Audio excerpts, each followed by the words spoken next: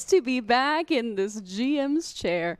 Good to see you all. It's been a while. For those of you who don't know, my name is Emily Rose Jacobson, also known as GMily, and I welcome you to the premiere episode of a brand new show called The Game Master's Gauntlet. So essentially what this show is an experiment, where it's a storytelling experiment to see if 4 GMs can tell a cohesive campaign together, each while GMing their own episode. So whoever GMs next week will have to play off of what I build, and such and such and such and such. Y'all will throw some stuff at us, we'll throw some stuff at each other. It'll be a super fun and beautiful collaborative project. We will be creating a storytelling quilt together using Dungeons and Dragons and our own imagination. So, before we get into anything, let's meet our fellow GMs and cast for this session, this 4-episode arc of the Game Master's Gauntlet. Hello, everyone. Hello. Hello. Hi. Why don't we go alphabetical and you introduce yourself and your character? Cool. Abria, I think that's A, right? So. Is it by first or last? Or last, because then if it's Let's last go name, I go first. alphabetical by first name. Okay, I think I win to everyone but like AAA. Hi, I'm Abria Iyengar. Today I'm going to be playing the Nick, a tiefling warlock, 5th level. She's a high-level spy for those with, like nobles with the means to play the game of houses. Hey everyone, I am Bert Jennings. I will be playing Horglum, the Goblin Paladin. That's right, I am a Goblin Paladin. Let's see how long he lasts. Yeah. Hi guys, I'm Matt Acevedo, and I'm going to be playing a Dragonborn Barbarian, part of a noble family, named Onyx Arkle. I was practicing that like 30 seconds before this, so It was really good. It's very good. thank you. And it came out just how I practiced it, so I'm very excited. It's gonna be fun. And today I am your game master, but I will also be playing the character of Mama Moza Wren. She is a half-orc fighter. She's fresh. She's been recently divorced. All of her kids have moved out, and she is a woman who's ready to travel around and find herself and also have a little bit of a good time. So those I want to change my character. I cannot compete with this room. It's so good. So those are our characters, and those are also our fantastic GMs. So, yes, you'll note that each episode, a GM will also not only be playing their character, but they also be GM in the session, and that is where you come in, chat. So you're going to help me today play my character. So at various points throughout the episode, I will call for a vote to happen, and the lovely, majestic, magical Adam will conjure up a poll onto the screen that you get to participate in. So maybe you control if my character wants to run away from a fight or just dash in and slaughter people. You will get to vote on that, and that will ultimately shape kind of how she develops as well. I'm interested. I'm so excited to find out. And there's also a number of other ways you can be involved in tonight's show. So let's go to our oneshot.straylogic.com store, and you'll see a bunch of different ways that you can participate. So at $10 with #player, you get to give a player a reroll. So when you type in #player, after you type in that little #player title, tell us which player, Abria, Matt, or Bert, that you want that reroll to go to, and I will keep a tally, and we'll keep a little pool for them.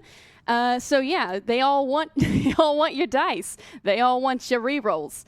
And then at $25, #GM, you get to give the GM a reroll. So you get to give me a reroll. We are playing in Dungeons and Dragons, which means the rerolls can play into my favor. And when it comes to attacks, other NPCs, you name it.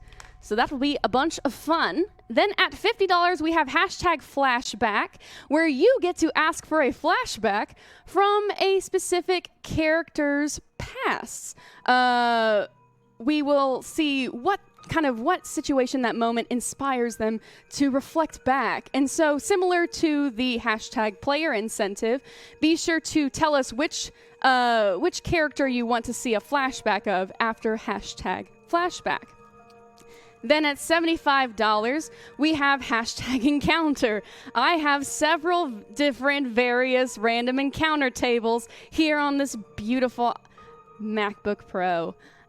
So when you tip for an encounter, depending on where we are, if we're in the woods, if we're in a town, who knows? I will go to one of these tables, I will roll a little dicey dice on the table, and we will see what kind of encounter just lies in store for our characters. It'll be fun. And then finally, we have $100 for hashtag NPC. That's right. A fan favorite. You guys get to create and build an NPC together that will exist in this world, and who knows, your NPC may be played by all 4 of our GMs throughout this campaign. So that's another fun thing.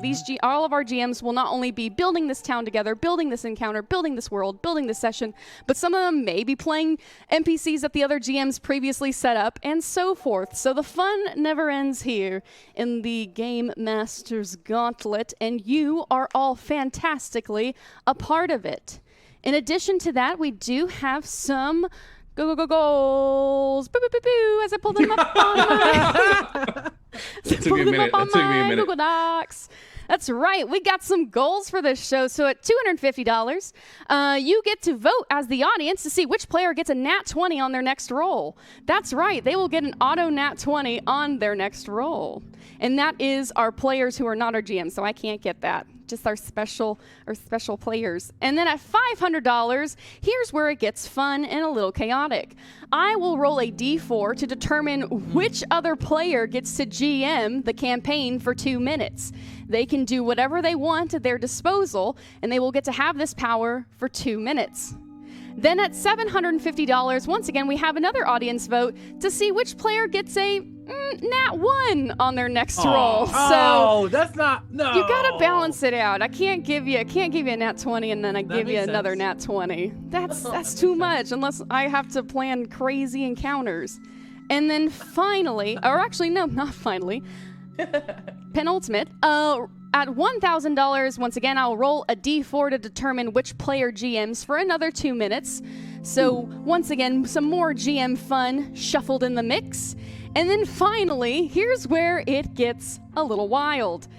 At $1,500, I will throw away my notes, I will turn off the laptop, and we will just go free-for-all for the rest of the episode. I will have no notes at my disposal. It will be completely improvised. I have put myself in this position, I'm realizing as I do say it out loud. So yes, it's almost a dare Let's of go sorts. get some ice cream. Let's go. Who knows what will happen? That is the fun pretty good. of the Game Masters Gauntlet. Together, our guild will work together to build a story cohesively throughout the next 4 weeks. And who knows, what I set up today may not even pay off in the end. But that's the fun of improvised narrative storytelling in a tabletop RPG space. So thank you all so much for joining us. Once again, that incentive fun is at oneshot.straylogic.com.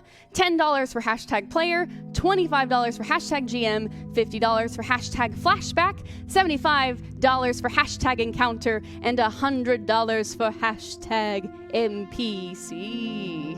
Let's go. And with that,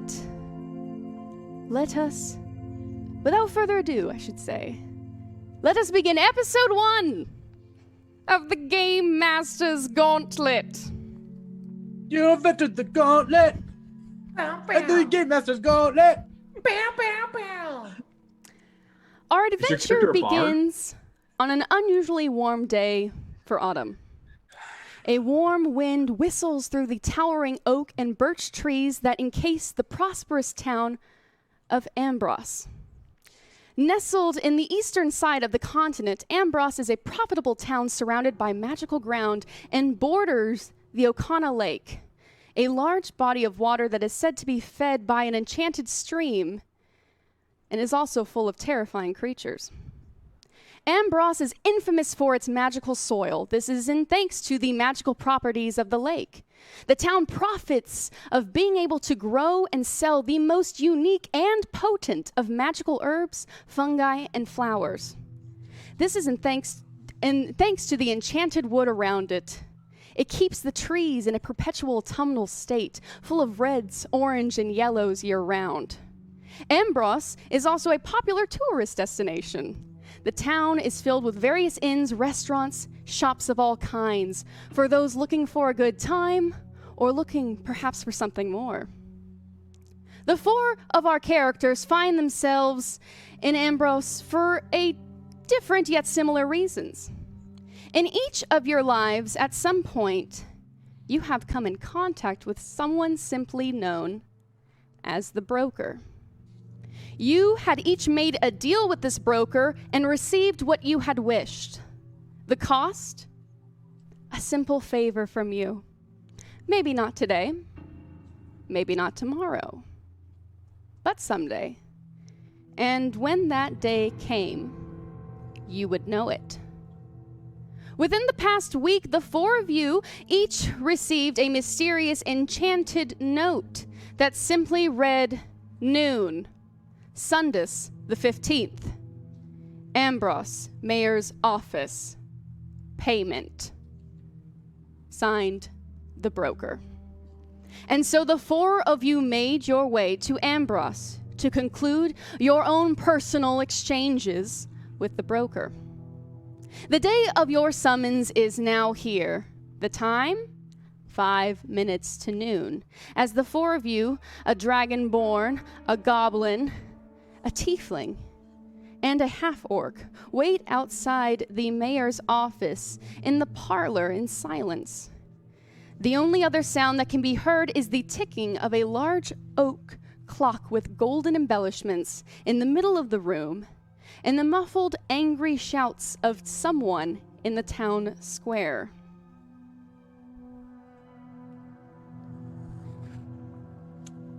Oh, something seems to be going on over there. Don't seem concerned enough about it. Well, I'm sure it will resolve itself. I'm sure it has nothing to do with our meeting here, seeing that we are all here at the same exact time in this exact location. Does the name the broker mean anything to you? Why, it does. And perhaps it's about our time to pay our debts. Why, you are just a bunch of shadowy figures, aren't you? Oh my goodness. You just, it's all new for me. I'm sorry, I didn't think this was gonna be my first adventure paying off some debts, but, wowee, you both, tell me about some of you're both so cool, so shadowy. Hi, oh, so sorry. I just look over and can I cast Divine Sense? So this gives me I can detect good and evil, but again, for me, everything is polar. So evil things appear good and good things appear evil. Gotcha. Okay. I will say, yes, you do cast. What's the general feel of the room that I'm getting? So good is evil and evil is good? That is correct. I would say the room or the folks, like the room or like the mayor's office, or are you trying to pinpoint a specific person, or just like general mood? General.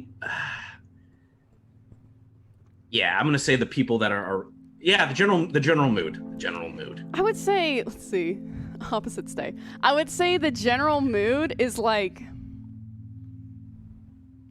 brighter. Not definitely not mysterious. Okay. Yes. Everybody feels very secure with what is going on. That is how you interpret this situation. Okay. All right. If you want any intel off of the Nick, she reads very specifically as neutral. Like, ooh, yeah. Yeah. Okay. Yeah. if you want to read off of Onyx, he's good, but you can tell he might be a little bit of a dick, but he's good. Wait, good for Morglum or good in general? In general, so I guess you would No, think evil. I'm Yeah, evil. you're evil. Yeah, I'm evil. I'm staring at you, like, intently. Morglum sees probably Mama Mosa as just like a dark, terrifying force. Just terrifying, warm, evil energy radiating from her skillet that is like it's fastened to her waist. All right, but the general mood of the mayor's office is kind of more glum good. More glum good, yes. Yeah. It's good to find a place where you can have a center of good in this town filled with so much evil. Well, yes, perhaps because you're in the presence of royalty and a leader and a hero. You may have heard of the clan Arkle. When you see me say that, I get Emily's character. Yes. Radiant. Yes, go on. So much power. We have a lot of power. Could be used. Could be turned. Turned for the sake of all the common folk who look up to us. What? Yes. This'll do. My name is Onyx Arkle of the clan Arkle. Do I recognize that last name? Like, are they like a big deal? I Onyx like expects y'all to know this, so you might have heard you know Arkle. I like pose. Onyx Arkle like poses with his like bluish like dragonborn scales. You know, he's like on Arkle. The family name rings a bell, but I can't say that Onyx does anything for me.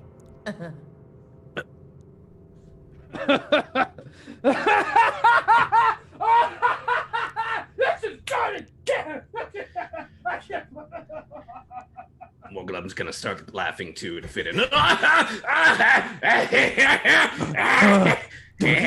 It's fine. Mama Mosa It's just fine. gets generally It's excited fine. by the laughter, regardless of its terrifying initial intent, and it's just like. It's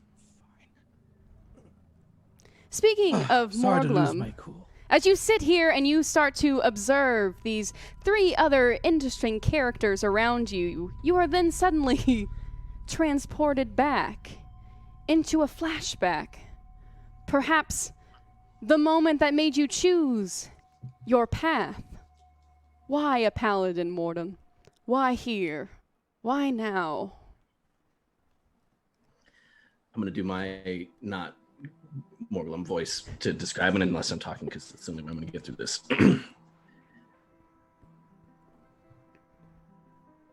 The tribe is noisy. Clutches of goblins are everywhere celebrating. The Great One's feast day is a day where many clutches of goblins are taken to the great pits, armed, and sent to war. But once every rare moon, a shaman comes and takes those selected by the Great One to be dedicated for great things. Morglum did not think that it would be him. He was ready to fight with his clutch. But when the shaman stopped and looked at the small green goblin, and he looked up, smiling his jagged teeth,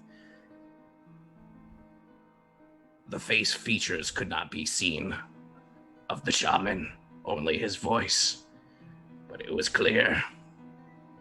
The Dark One, I'm sorry. the Great One, has chosen you. Great things will be required of you, Morglum. Come, leave your tribe behind. And Morglum left to serve the Great One. Morglum, that memory, that just kind of reaffirmation of why you were here, why you have taken these tasks, starts to kind of feed back into your mind as perhaps what deal you made with the broker to lead you here, but suddenly you find yourself back in an instant, in the present, as the door to the mayor's office slowly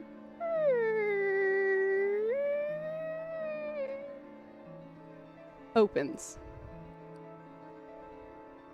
I've never been one to turn down an invitation. And she's just gonna push past. Oh, we see the Nick enter. They'll be the first to enter the room. Oh. I follow. Is there an order? Wait, that's not me. I got here before that one. This is an injustice. The reason we have these things is so that, and I'm talking as I'm moving to inside. Look, hey, you can't just barge in. I was here before you, and I have a ticket that says I'm the number 2, and then... Oh, excuse me. Yes, sorry. I am the mayor's assistant. I'm a great wizard, of impeccable skill and power. You may call me, Montiac, and yes, I do serve the mayor here. Apologies, you all got here so on time. I thought you were going to be at least 5 minutes late, but poof, I am here now.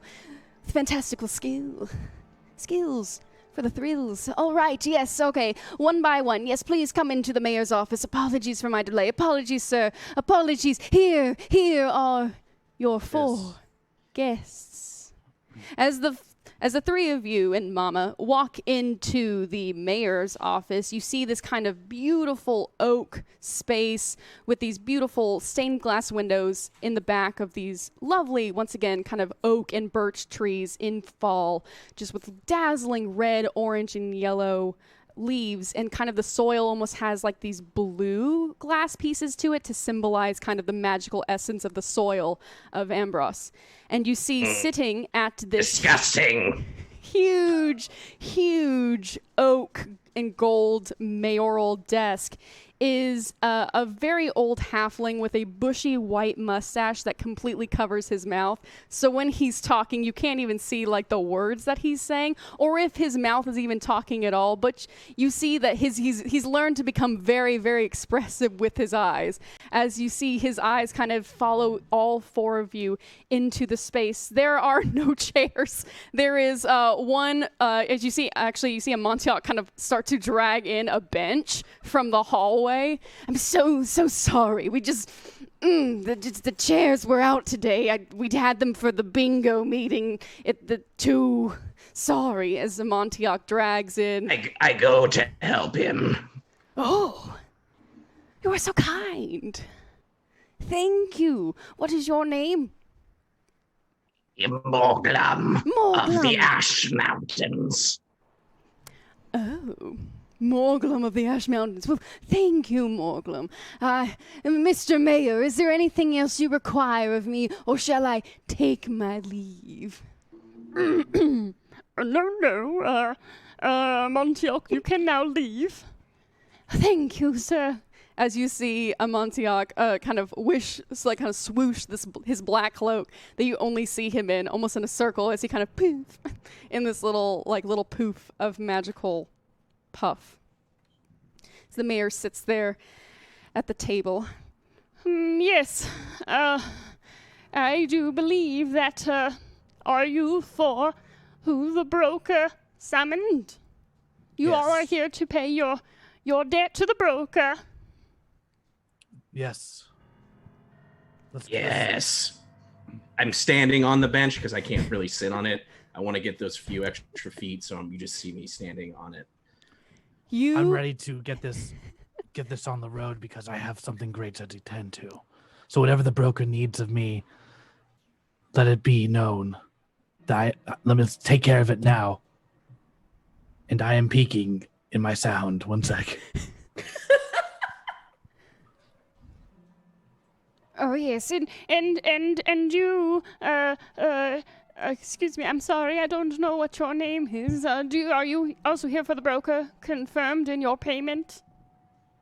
You can call me the Nick, and I guess and she just looks like really like stiff and uncomfortable with like how upfront and homesy everything is. Like she's built for deceit, and this is very confusing. Wonderful. And then Mama sits right next to Morglum, and even her like sitting, and she's also wearing plate boot heels, so even her sitting like on this bench, you barely come up to like her shoulder. She just kind of looks at you and is just for a moment she kind of shimmies her shoulders down to give you like a little bit more height as she kind of like slouches a bit to make you more level with everyone.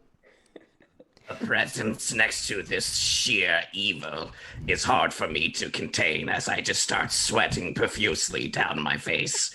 It is this close. I figured if I don't move, no sudden movements, maybe the evil won't see me. As you kind of start to sweat, you see Mama just slowly turn her head and just like almost in a very creepy way to you, but it's just like the most friendly smile that is just like I'm staring forward. You said something about payment. Yes, yes, well, rest assured, I am not the broker. You're just like Yes, silence. we we realize this. Oh, well, just in case you were curious, I am not the broker. I am Wait. Why then do we pay you? No. Why you pay Morgan, me? I think we're settling a debt and helping out this mayor for whatever reason. Yes. This is the time and the place. The broker may not have to be here for us to pay our debt. Correct. Also, can I insight check to see if he is in fact the broker? Sure, let's do it. Roll me an insight check. I don't believe it. I don't trust it. Roll me a dice. D&D Beyond didn't help me that much. 13. 13. This kind of like the homely vibes you were picking up earlier, the Nick. This mayor definitely, if they were the broker, it would be like some kind of Jekyll Hyde situation, possibly like a magical enchantment. There is no way that this, because from your own dealings with the broker, you know that it is like almost like an essence, like a shadowy, almost like force that helps reward individuals in payment of like a debt, that issues debts for people to pay through various trials and services. So if you really want something, you call on kind of this magical essence of the broker. But this mayor, unless it's like this mayor has a secret tunnel underneath their mayoral house, probably not the broker. I would like to, being from, in a way, royalty, from nobility, Mm-hmm. I would like to roll to see, I roll to see if I understand the background of this mayor. How did he get elected? How is he good? Is he for the people? Is he for one cause? Not. I want to roll. Is that like a? Would I roll? You want me to roll history or insight? I would say history. If you're kind of like if you're saying that you were a dragonborn who was one in like kind of the political circle, then yeah, I would say that's much more of a history check. So roll me a history check. Tight. Let's go. That's an 8. You know what? You know, the eastern side of the continent, you're kind of more you're a western side guy. You are much more well-versed in the politics of the western side of the continent. The eastern side, it's got so many woods and like mountains, and you're much more of like a coastal dude. So like this far inland is kind of like off your radar. You know that big port cities namely control the government. So I say to Arkle, I'd say once our dealings with the broker have been completed, perhaps we should talk about trades. We can provide great resources from the sea, or from the natural mineral caves. Trains?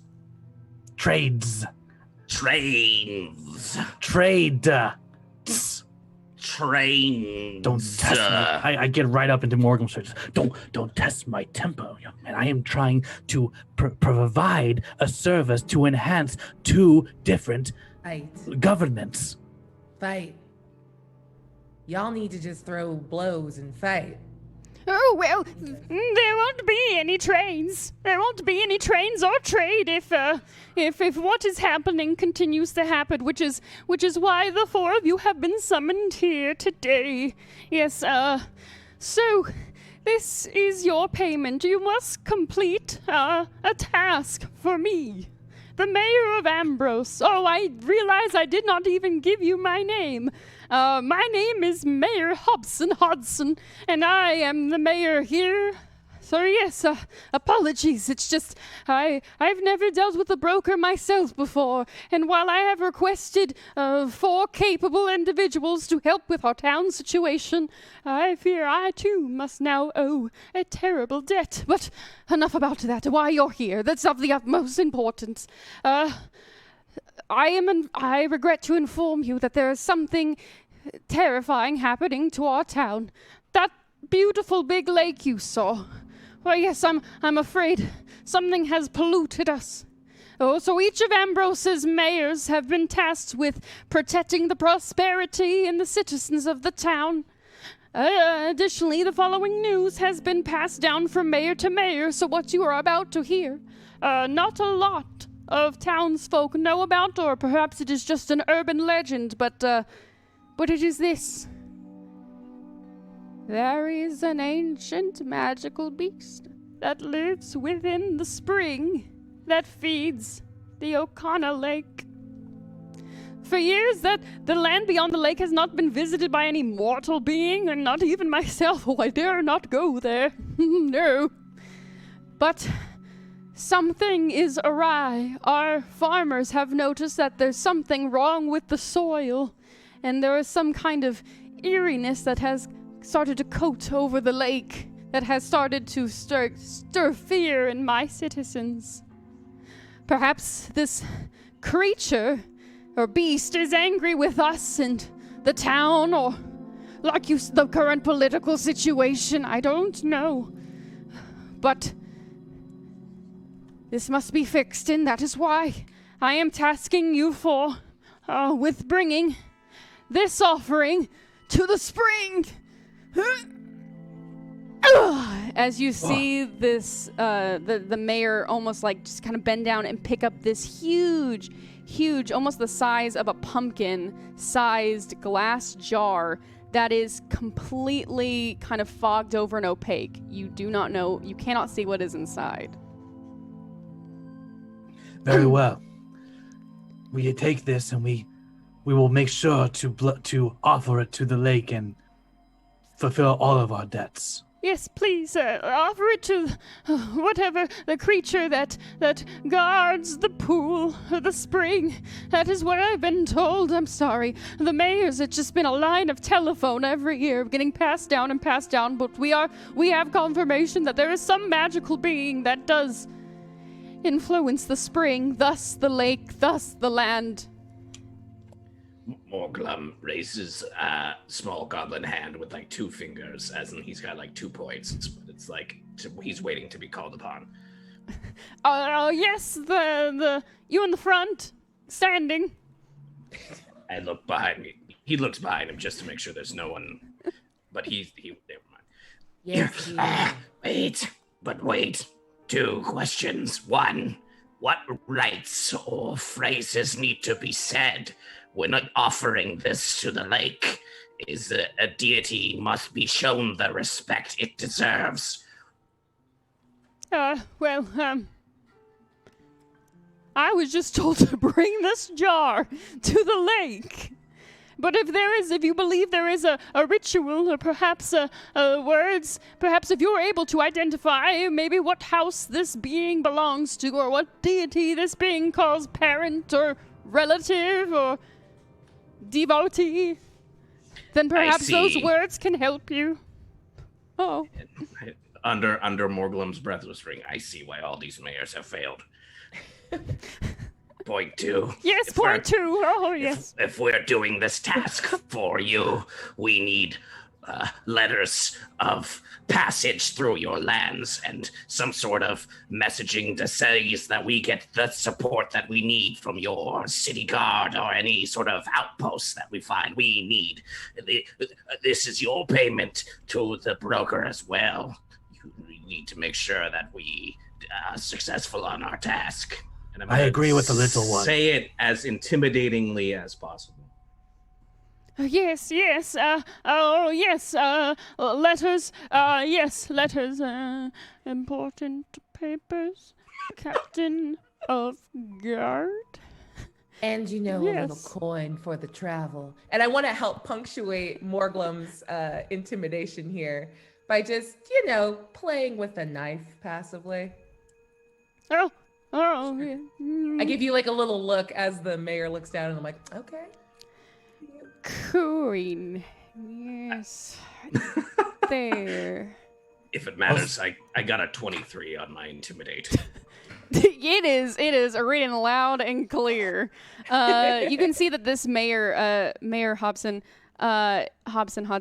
is already kind of like definitely shooken up by just even telling the four of you this kind of secretive mayoral information, and just the fear of kind of like he's got a lot of his weight on his shoulders with the town and everything. So he is and also dealing recently with the broker. He has now promised the broker something big in return in the request of 4 heroes, or adventurers, I should say, to help him with his town's needs.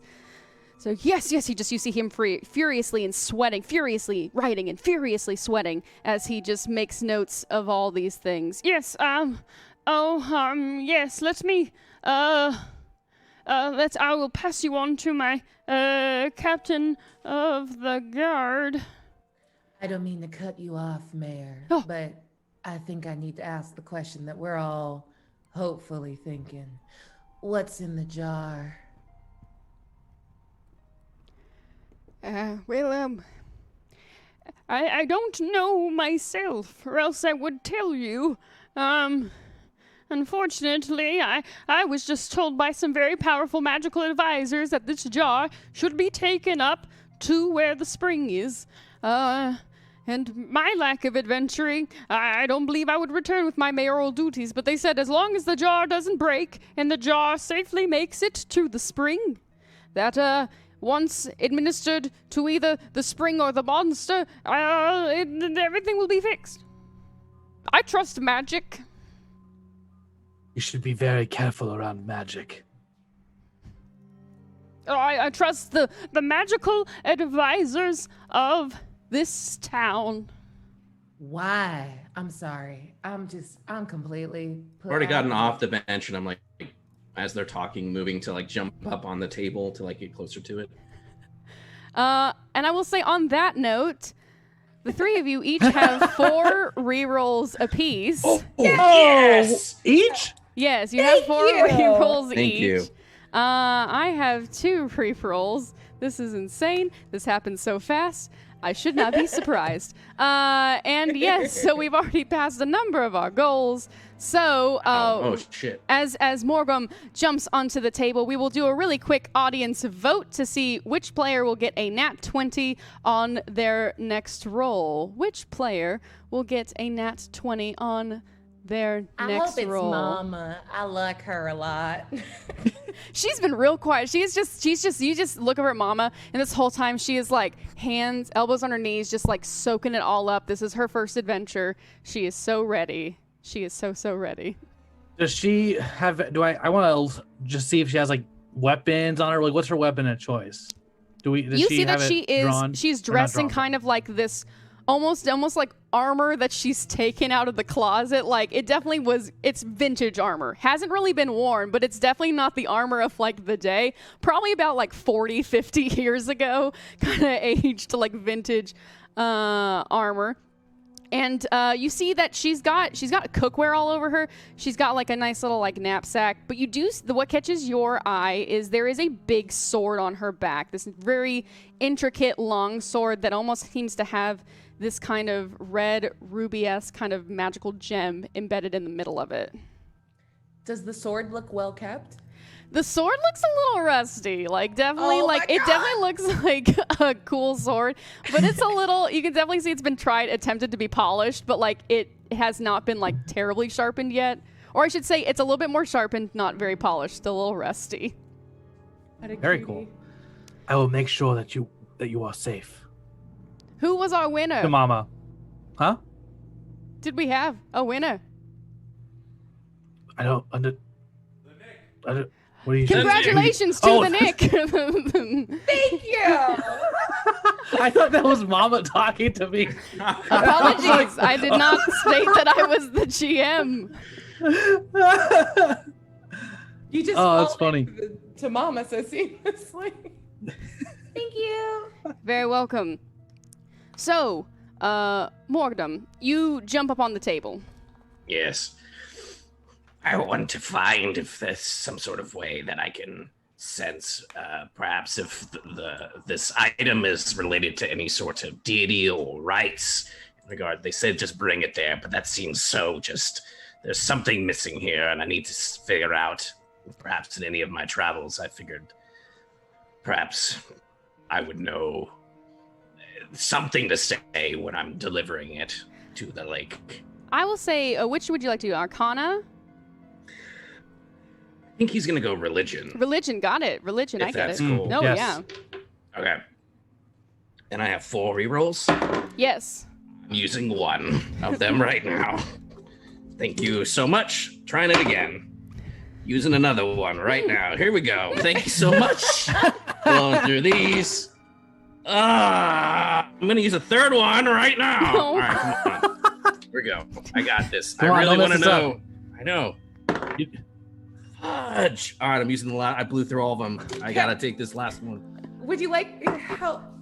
There we go. All right, worth it. Worth it. Worth it. You didn't 21. self-destruct. 21. Oh. With a 21, this jar does not seem to radiate any kind of like any specific religion. You get a sense of like it does have something to do with the afterlife but you can't really tie like the Raven Queen or any kind of specific deity to that. You just know that like, oh, this is something very, very potent, very, very powerful. Not necessarily tied to any specific religion, but definitely something kind of beyond the grave. I just back away from it. So, yes, all you have to do is, take the jar, and go to the spring, and, yes, once you returned, your debt will be paid, and you can either, vacation here, go on home, but yes, that is what the broker has given me to task you with, and that is what you will pay for, your own personal deals with them. Of course. Any questions? Oh, so sorry. As you were looking at the glass, I was preparing all of the necessary forms. Here, you see him just start almost like filing like various papers your way, almost as he's like signing them. They're like flying up in the air. Yes, passage through town. Okay with guards. Captain of the guard, you are good. Yes, coin. Amontia. As like all of a sudden you see a Montauk boom, right next to him. Yes, sir. Yes, can you procure some gold for our travelers? How is 500 apiece? Will that cover your needs here in our town? I want to look over and see the reaction of everyone else in the group. I'm still just transfixed on what's this jar. I like almost don't even hear it. And I say, that's plenty of coin. because for Onyx has plenty of coin because he's from a family of nobles. So he's well off. So he's like, yes, that will do. Mama doesn't know how to negotiate wages yet or her pay, so Girl, you've just gotta she lean undersells in. herself. So she's like, "Oh well, 500. That just sounds so good. That sounds. I am here. Yes, just take the jar. 500. Good with the guards. Good with captain of the guard. This sounds so great. Sounds so good." The Nick leans in, and the dagger that she was playing with before to help with the intimidation check, she's going to bury it in the center of the desk in front of the mayor and just get really close and say, There's something you're not telling us. Now, what about taking a little old jar to a little old lake would involve you making a deal with the broker that brought all of us here? What aren't you telling us? As soon as you say that, you are suddenly hear the crash of glass behind you as like a Molotov cocktail is sent through the mayor's office and this bottle is lit on fire and you hear like this angry yell from the town square below. Oh no! As the mayor jumps down to go extinguish it, suddenly you see this kind of large gust of air go through the room as it completely extinguishes the alcoholic hot bottle, bottle. And if you we have see, a moment, I'd like to grab the jar immediately. Oh, you like during this chaos, you'd like to grab the jar? Yes. All right, I'll say roll me a dexterity roll to see if you're able to kind of grab it really quickly. All right, Dex, here we go. I believe in Dex, the gecko. All right, here we go. Here we go. That is an 8. So, okay. It's a reroll. This was the one. You do This have is the same 4 die I rerolls. used in the beginning. Oh, I have rerolls. I totally forgot. You have rerolls. Thank you. I'm going to use a reroll. Here we go. Wait, are you trying to do it without them noticing or without us noticing? Oh, I'm just trying to take it because a cocktail's been thrown in. Gotcha, Yeah, you want to okay, protect respect. it. So I'm just trying to protect it. Yeah. Got That it. one's going to be 15 plus 2, so 17. Great. So I would say, yeah, Onyx, you're able to just quickly like grab that jar. It almost teeters on the edge as you kind of pull it off the edge of the desk. It almost teeters for a second in your arms, but you're able to like safely grab it. Yeah.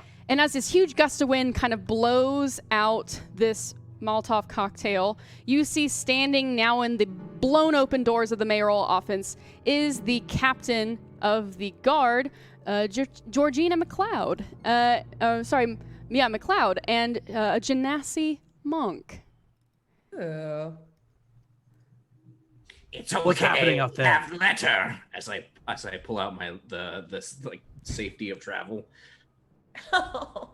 It's all right. Mr. Mayor, is everything all right in here?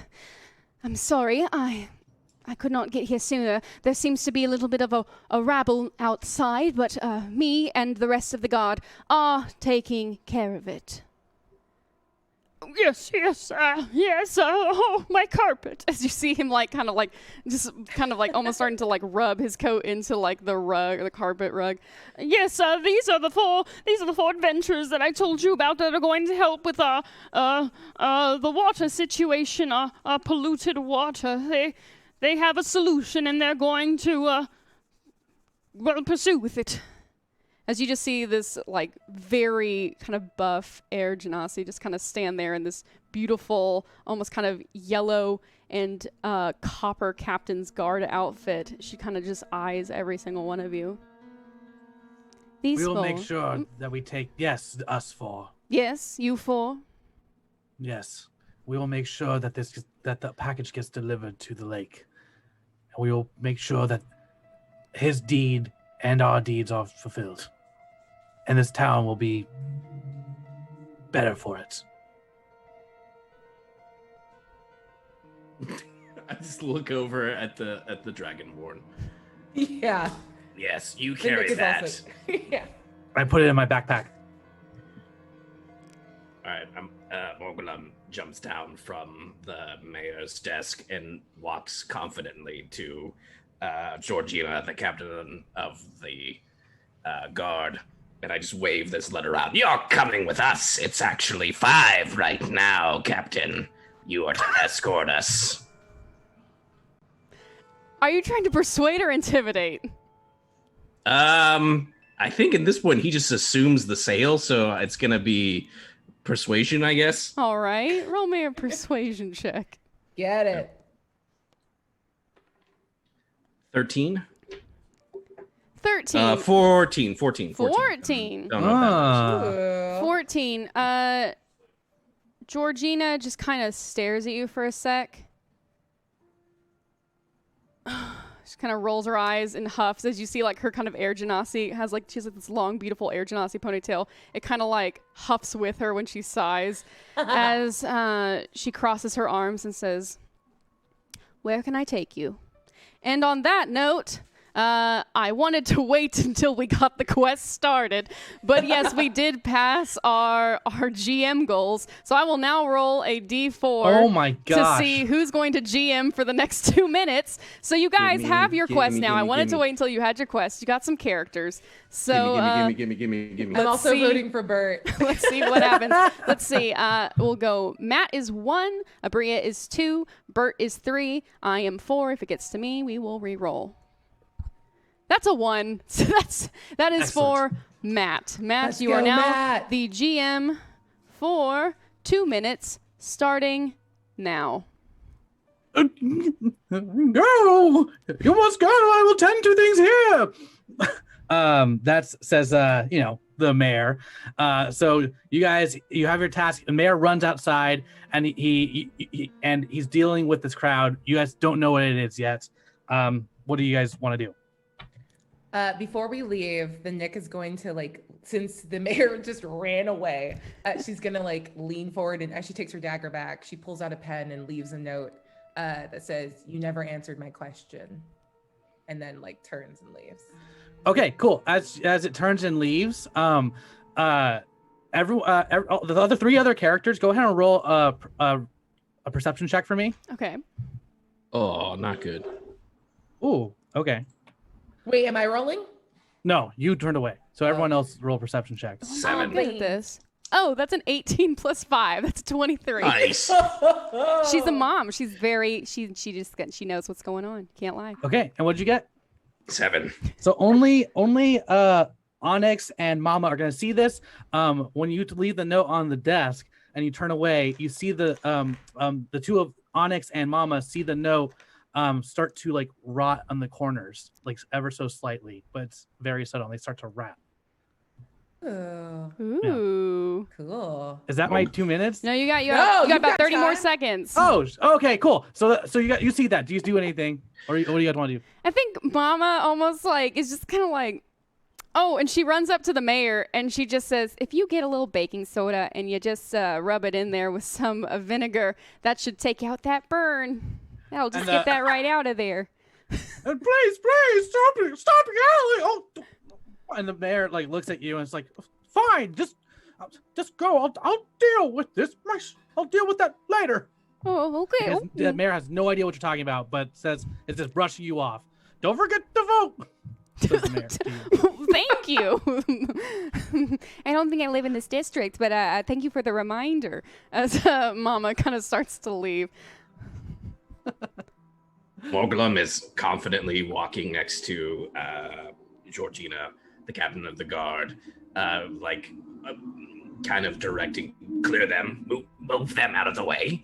We need to get to where are the rest of your guards? We need to, do you understand the importance of this? Clear a hole, we're coming through. And Matt, Okay, your do you GM get- time is over. Oh, okay, cool. So I feel like that was the first time I was because we're all trying to actually GM it, that we're trying to It was good. It's good. You It's did great. You did good. Oh, that was great. So Morglum, you're talking Cool. to Georgina, yes. Yeah, there's what he perceives is that there's rioting that's happening in this town, and it's very understandable because of how, despite the bastion of the mayor's office being somewhat good, the general feeling he's gotten of this town is just full of evil, and it makes sense that something on the edge of this much evil would probably, that you have to constantly, it's on rioting, would constantly be happening, probably constantly trying to suppress this evil that's coming through. The mayor said for his own words that there's an evil potentially in the lake or whatever, so everything checks out. So if this thing is this important, and we got these notes from the guards that they're supposed to kind of do what we need to do to get out of the city, he's expecting Georgina to go into get us out of here mode. We need this is too dangerous, too much evil, especially with that one. He looks over at Mama. She's just looking around as you exit, and kind of as you exit the mayor's office, and you're asking this to Georgina. She says, well, you don't have to worry, sir, because, well, my guards are already on this situation. She kind of like just almost says with disdain. As you see like one human dude with like just kind of this like really short spiky red hair is like trying to light more cocktails and also trying to like dodge the way out of like two guards trying to get him. He's like, you can't catch me, no, as he's trying to like light stuff, and the guards are like, sir, please, if you want to talk to the mayor, you can go inside. You can make an appointment, but please stop throwing fire in the town square. We do have to worry about the other stalls and people here. And this is the first time you look around and you see kind of like this kind of hustle and bustle that you walked into before entering the mayor's office is now just everyone's kind of given this human man a wide berth, as you see that there's like two broken bottles almost against the side of the walls of like where he aimed and missed, and he's just got like one more. Georgina turns to you, Morgrum, and just says, you don't have to worry. That's just Chad. He spouts nonsense, but trust me and my guardsmen have everything under control now. If you need to pick up anything from the town, or if you do want to be promptly escorted out of the town, I will help you. She stares at the order from the mayor in your hand as you're like holding it up. In any way I can. I look at Chad and the guards, back to the captain. Do you require assistance putting down this insurrection? Pardon? Oh, you would like to help? I mean, if you can take care of Chad, Before she even finished the sentences, I'm already walking down towards him. You're just walking towards Chad. I see an evil, and she said that she needs help. I'm a paladin. The Nick and Onyx, you are almost like right behind Georgina and Mulgrim as you kind of you're now standing in the city square. What would you like to do? As you see Mulgrim kind of making his way towards this short, spiky human male. I think the Nick's natural reaction would be like to just be done with this weird altercation. And I think she's going to attempt to Eldritch Blast. So like just the bottle, the one he's currently trying to light. Just all to right. knock it all down. And I think my natural 20 kicks in now. Yes, it does. Oh my gosh. Boy, howdy, Nice. it does. So, yes. And she just walks by and goes, bang. And then like just with like a little finger, just snipes it. So Mulgrim, as you're kind of walking over, and yes, everybody in the town square suddenly sees the Nick just kind of lean over, fire, and with a wink, and you see that as Chad is kind of like dodging back and forth, and now he sees this goblin comes in towards him, and he's like, yeah, he's just like getting real ready for something. All of a sudden, like the bottle in his hand just explodes, and you just see him just stand there and wet himself. So he just stands there. Mulgrim, what would you like to do? It's just now this human male is just standing there.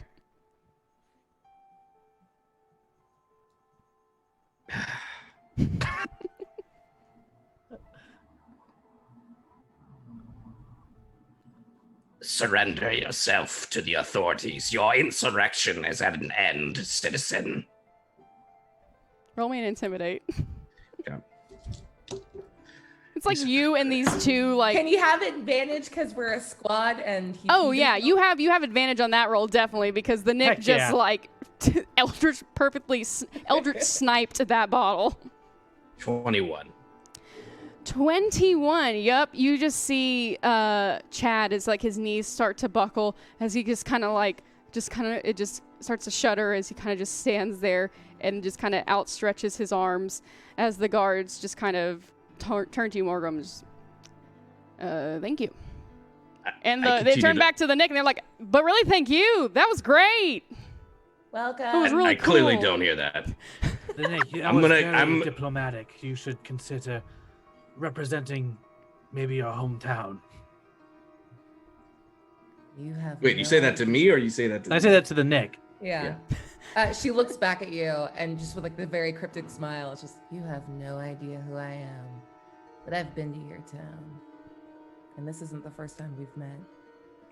Have you been to my town? It's like the mama shit. like gets like right behind the two of you. Just The Nick jumps like 3 feet in the air, like it's very quaint. Did you meet my kids? They're great. I'd like to roll I'd like to roll insight on that to see if if Oh, I think insight she was, like, on the telling, Nick. All right. right? Hell To see if yeah. she's like telling the truth or something. Yeah, let's For do sure. it. That's a big juicy. That's a juice. That's a the big cheese. juice. That's I a like big that juice. too. I rolled a natural 1 Oh no! to be chill about this. And I roll a nat 20. Wow. Oh Oh my god! That's insane. All right. no! Well, Your Baines. secrets. the Nick, Onyx, how do you want this to go? The Nick, do you just start blabbing or just I think she can't resist like explaining. I think that's like, so yeah, she just sort of like blurts and leans in. Where is Onyx from? I'm from I forgot to write my town name. You just know that this is like where the clan Yeah. Arkle resides. We'll call it Dracosian. Dracosian. Yeah. And the Nick sort of leans forward and she just kind of smiles and says, I have walked amongst your Dracosi nobility in a different form. That's what I do. That's what the broker helped me buy.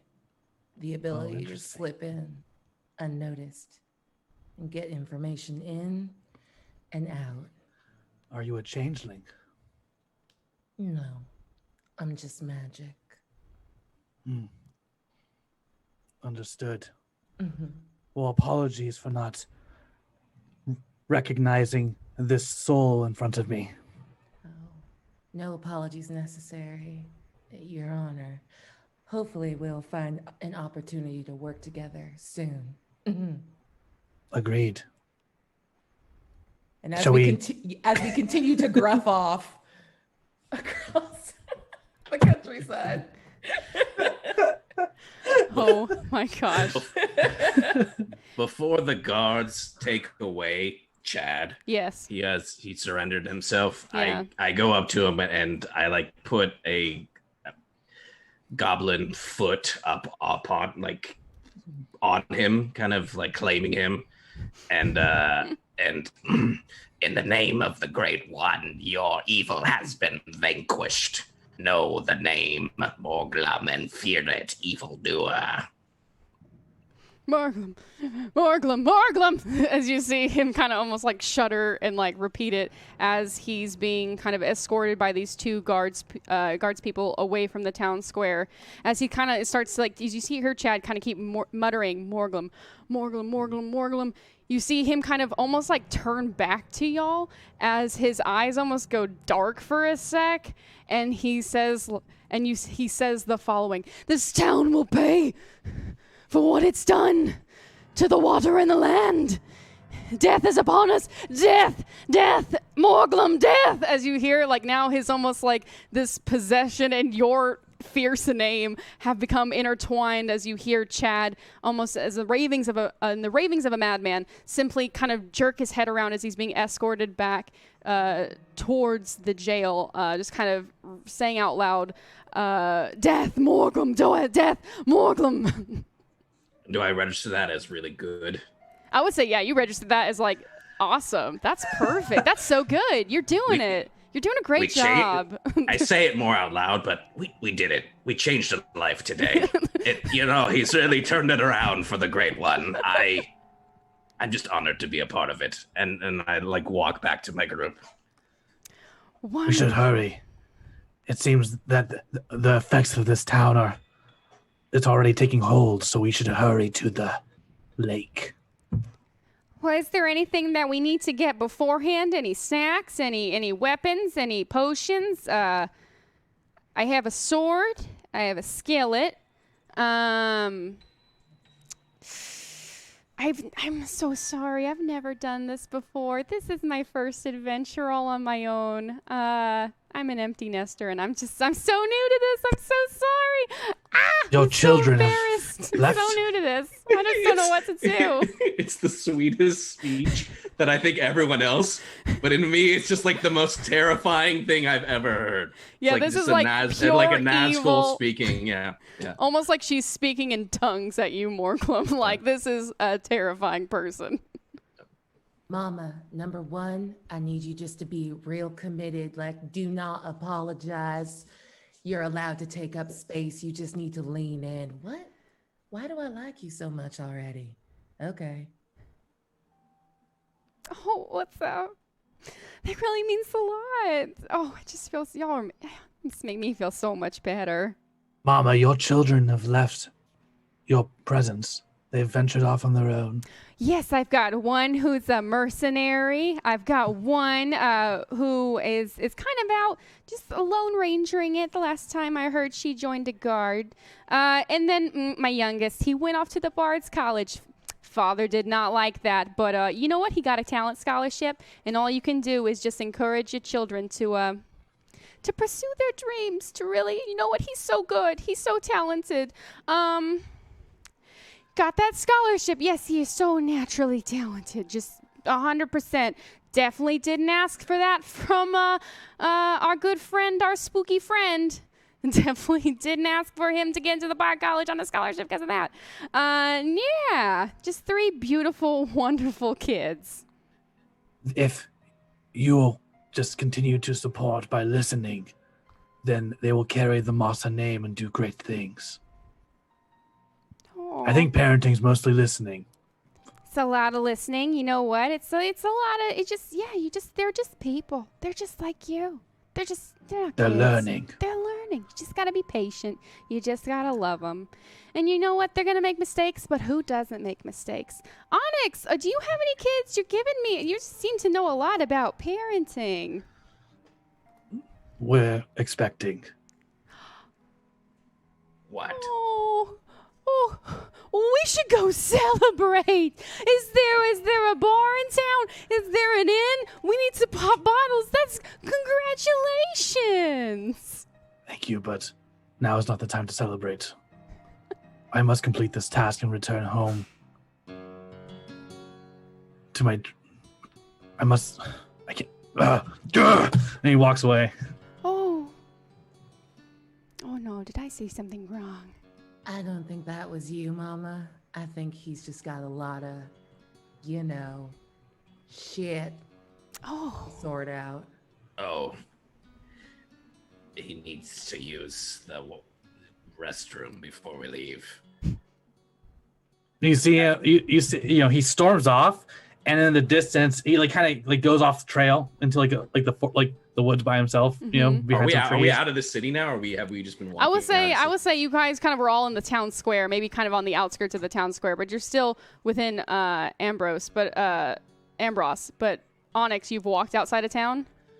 Yeah, I've walked outside of town, and I just go behind a tree so no one sees me. But you just hear a.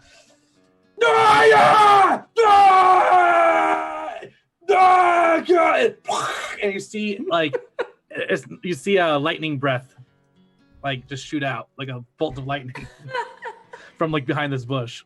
His your lightning breath shoots out, and all of a sudden you hear a guy kind of come up behind you, and he's almost got this kind of slick back black pompadour. He's like a human kind of dressed in fairly new armor as he just kind of comes up to you. Hey, what's going on here? I'm sorry. I thought no one could see me. I'm here in these woods too. You come out here to angst and mope. It's better to do so out here and at least let it out. I agree. If I let it ball up, I might get violent. I feel like we're one and the same here. I don't think so. You'll know. I mean, I know that it must be a lot to be in the presence of an Arkle, and you must look up to our clan. But and I want the people below us to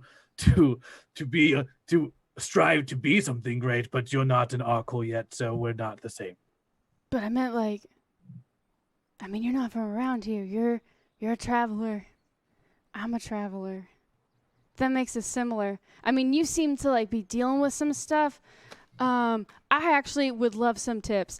Like you came out here and you rage breath blasted so incredibly well. Like, what is that thing that like made you so mad and fueled you? Cause like, I'll be honest, dude. Like, I just want to be an adventurer, like someone who's like really cool. But like, I come from like a really wealthy family, and like I had parents that loved me. I wasn't an orphan. What? I wasn't cursed. Whoa. I went to college. I wasn't a What? frat. Everything was good for me. I had like a girlfriend. We're kind of off and on right now. I guess that could be like the one bad thing in my life. But like, look, dude, nobody takes you seriously if you're a hero without a tragic backstory. So like, what did you do to be so angsty and tragic? Like, I need lessons. You are so good. I thank you, but I can't. What is your name? My name's Fred. Well, Fred of Ombros. Yeah. You see, my backstory. I don't know why I feel like I can open up to you. I'm gonna hold on. I'm gonna roll for this. I'm gonna roll my con. Oh my gosh. That's an 8. I failed. Okay. You just keep trusting this man. I like look around, make sure the rest of the party's not here. Okay, look. He like slams like a finger through like his hair like in a real cool way, and it's kind of like leaning up on a tree, just like ready to listen. Just like he also has an ascot, and he just is like, yeah. Look, there's a Fred of Ambrose. There's a lot of pressure being born in royalty and nobility, and a lot of people expect you to act certain ways, so growing up, I've always tried to be perfect, but whenever someone would badmouth my family or me, I would just blow up. I would just I would just let out a big dragon roar, and I beat up so many people, and I don't know how to prevent that. Blowing up people because they insult my family. That's great. That's some real, like, top-notch stuff. I mean, like, could you, like, stab me and maybe I have a vengeance against you and then you become, like, my nemesis that I then fight? No. That would be also really cool, too. I'm just also, like, I'm open to any and all ideas. Can you just move along, Fred? Can you just... Hey. I have to go, Fred. Hey.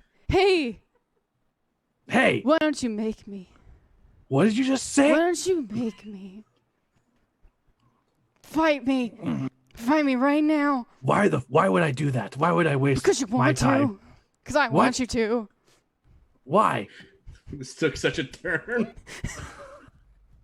Do it, coward. Do it. Because maybe you become my backstory. Maybe I just have to build it myself. Not let tragic things happen to me. I make my own tragedy. I write my own sins and tragedies. That's what I do. What do you want to do? For a second there, I thought you were going to attack my namesake, and I would have had to cut your arm off.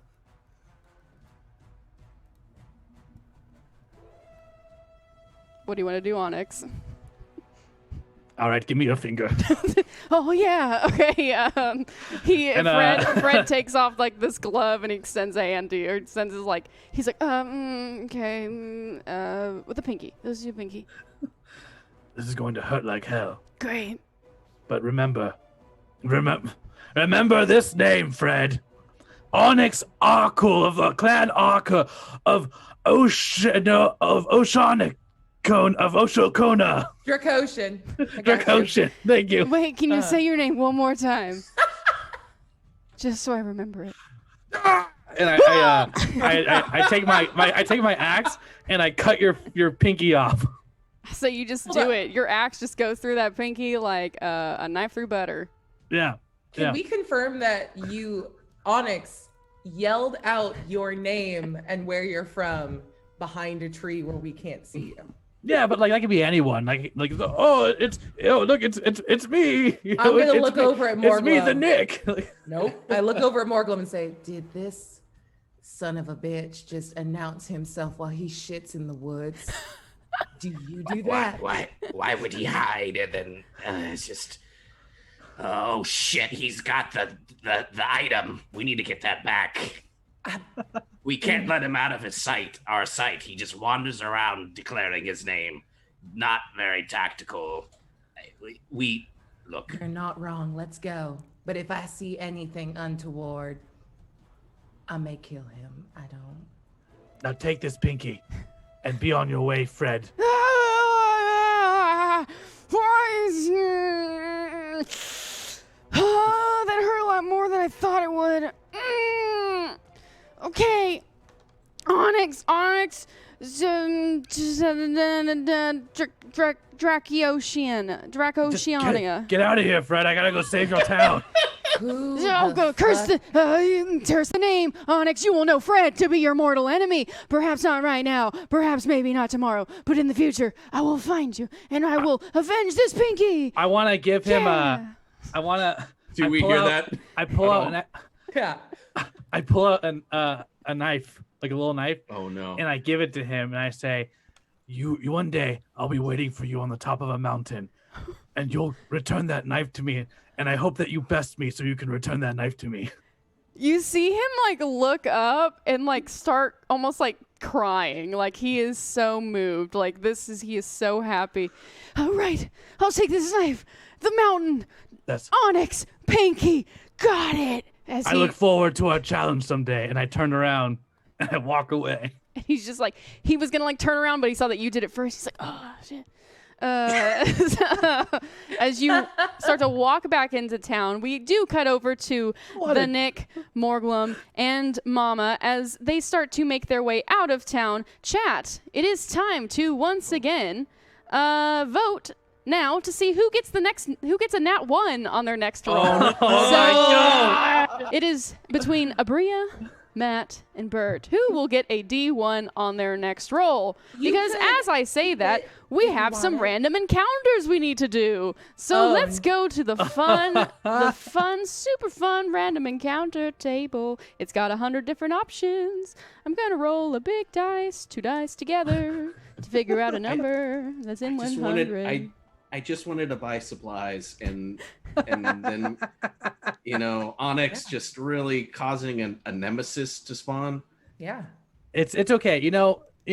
I'm glad I'm like he needed some motivation. He was having a hard time, so I gave him some sort of motivation. I have never seen an NPC that I wanted to kill more immediately than Fred. I'm so happy you were like full ass out of town because straight up. That little Wolf of Wall Street looking son of a oof. If he like said shit on like my namesake, I was gonna beat the shit out of this guy. But he didn't. So I didn't. I just took his pinky. He's like, I'm glad there's a floor. I'm glad there's a floor. Yeah. That's the threshold. Wonderful. Thank you so much chat for voting on that. Onyx, your next roll is going to be a nat 1. Oh my God. Yes. Well done, chat. And so Fred already strikes. Yeah.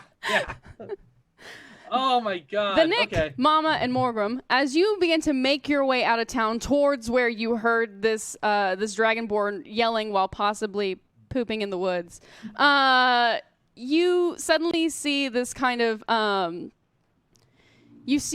mop-headed blonde gentleman, kind of almost like brush past you, the Nick, and just kind of pass right by you. Contact with me? Did he like touch me? Yeah, you kind of almost he almost tripped and kind of brushed into you. And I need you to roll me a roll. Is it to know? Sorry, go ahead. Yes, I need you to roll me perception. Can we also get a recharge number on our rerolls that we might have? Because I think I have to roll mine. So, Bria, I believe you still have 4. Matt, you have 3. And Bert, you now have 4. Yes! Bert!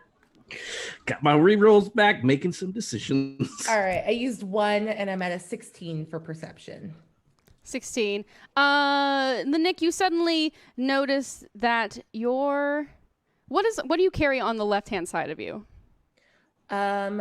She's got like her cute daggers and probably like a purse with like 20 gold. It's not her main, like where she keeps most of her money. It's the like tempting money for dummies. You and boy, howdy, does that dummy purse work, because suddenly you feel that purse is a lot lighter as you look down and you see that there's like a cut made in the bottom of it, and all 20 gold have been like immediately withdrawn. Yeah, I want to use thaumaturgy just to like turn around and make my voice boom and say, pretty light hands, but you're gonna want to return that. Is that spell just like a common spell slot? Yeah, it's just a cantrip. Oh, perfect. So it's all a it does is cantrip. just be loud. Wonderful. Yes, you have this like your voice is booming but also beautiful as it kind of echoes and rumbles and almost like shakes the glass in like the very tight kind of homes that are stacked on top of each other in this on this kind of path that you all are on, this street that you're on. And suddenly this kind of shaggy blonde-haired human, almost in this like kind of a little bit of a dirty duster, just kind of, you see almost like the shudder kind of go through him as he stands there and just does not turn around. Wait, this one stole from you? He did. Injustice must be dealt with in kind. As I start to like walk up to him. Especially if he stood still. Yeah, oh yeah. Dummy move. He stood still because it was just the voice kind of threw him off, and he slowly starts to turn around and he sees you.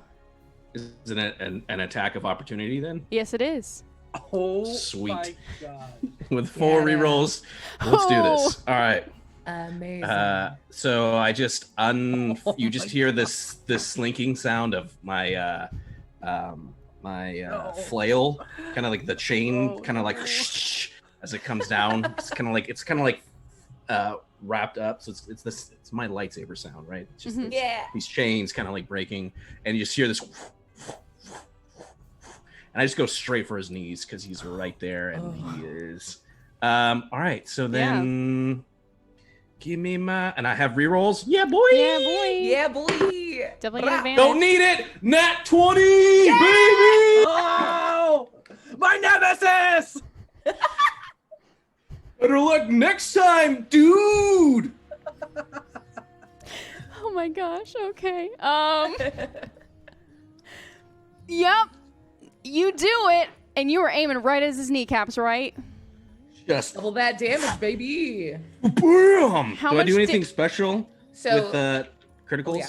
Go ahead. I mean, yeah, I think it's 2 times your damage, and I think Double the dice, we go. baby. Double the dice. That's not as. Oh wait, no. 5, 7. So 14. You know you can put a smite on after you connect, right? Once you know you hit, you can add it on after, and you already hit and crit. Oh, divine smite. Yes. Oh my yes. gosh. Yeah. Oh. When a paladin crits, All right, cool. So that's 14 right there. So is my critical. Does this also apply to the critical too? With the it smite? does, because you already hit. Yeah, boy. All right, so that's okay. Wow. Hold on.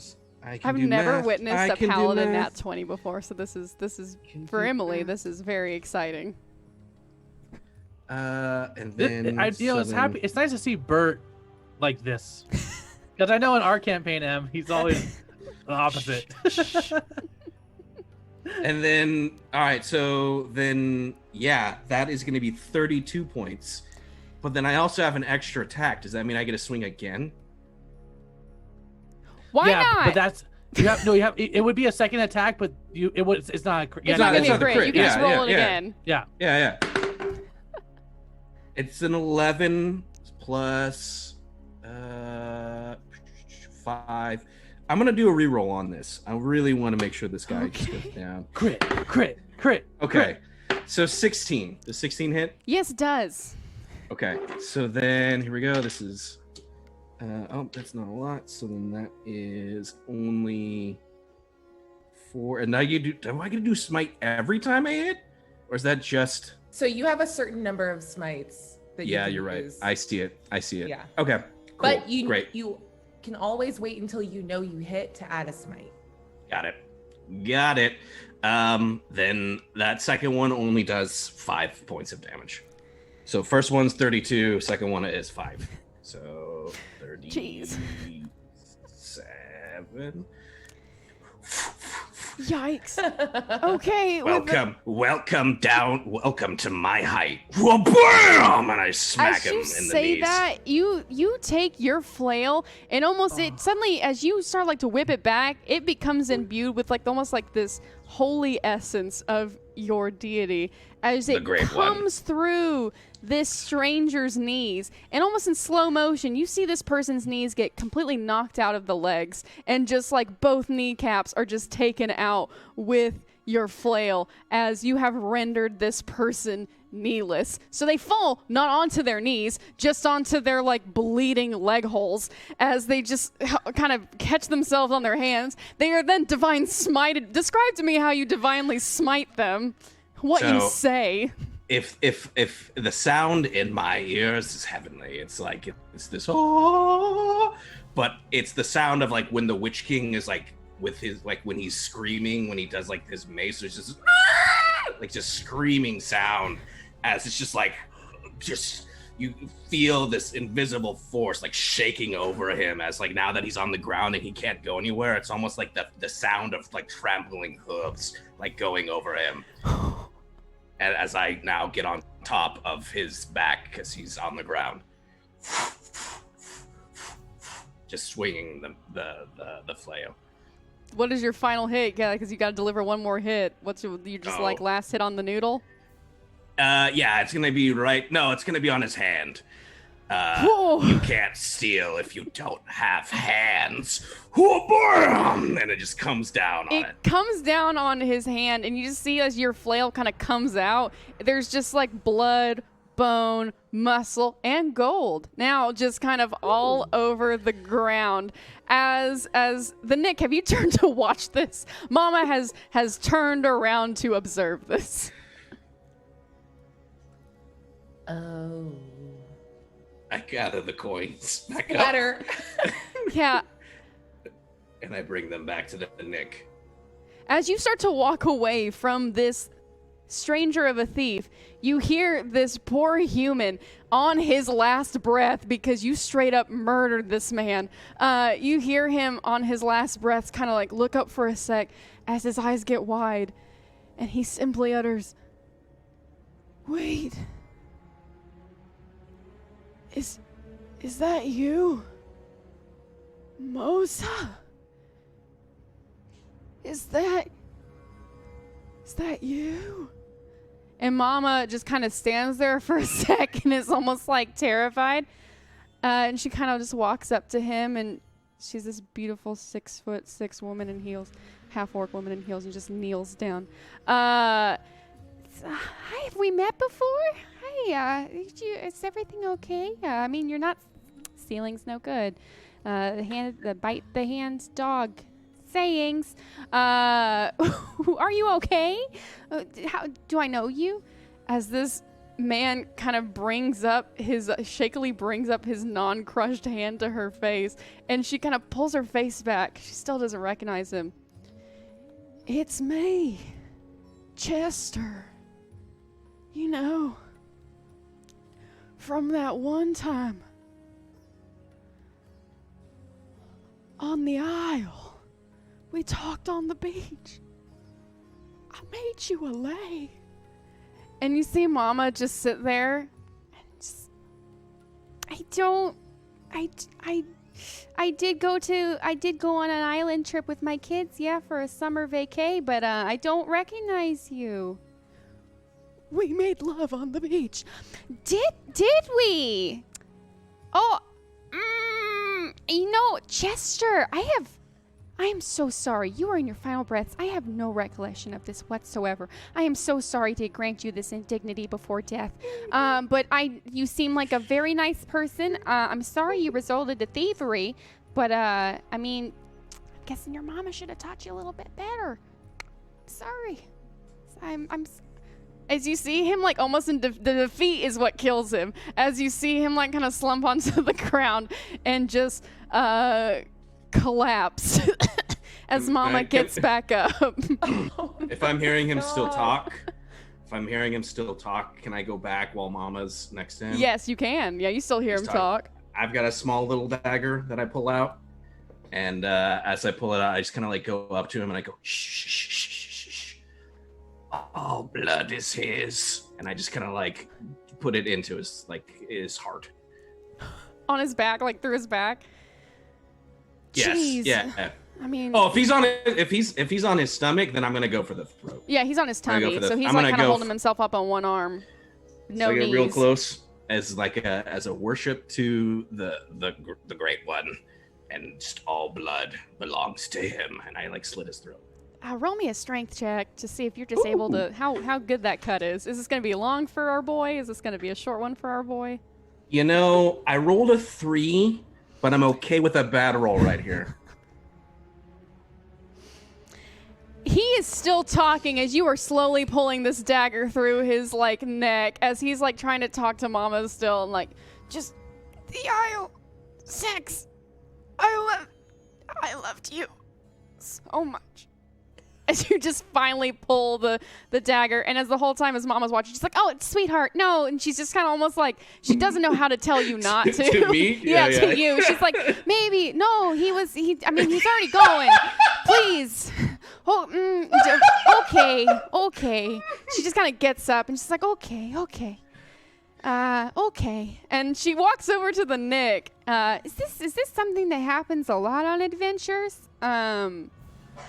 Is that just pickpockets, brutal killing of kneecaps, past apparent lovers? Is that something that just happens on the regular? I would love to tell you that this is strange, but honestly, more than you think. More than you think. Okay. Was that true, by the way?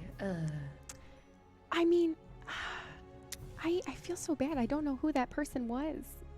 I mean, I feel so bad. I mean, I did go to the island he talked about, the island of Mai and Tai, and I did go there, and I was on a family vacation, but it was so long ago. I mean, I need to make an insight check. I have to believe that you roll an insight check. Oh no, I got a 3. Hold on, reroll. I got to reroll. I got to use it. This 3 cannot stand. All right, I'll take my 12. A 12? I mean, you're kind of on the fence. Like, she could, once again, kind of this, you're having a hard time kind of picking up people's auras today. Just like the mayor. Mama could be she sounds like she's telling the truth, but is there this secret dark side to this woman that you have yet to see? I have never loved this woman more. And the Nick just, like, gives a little nod. Well, okay. And she's gonna, like, reach up and, like, wipe off a little splatter of former lover blood off of her bangs, her mom bangs. Her mom bangs, yeah. She does. And on that note, we did reach another goal, which is another GM goal. Oh, wow.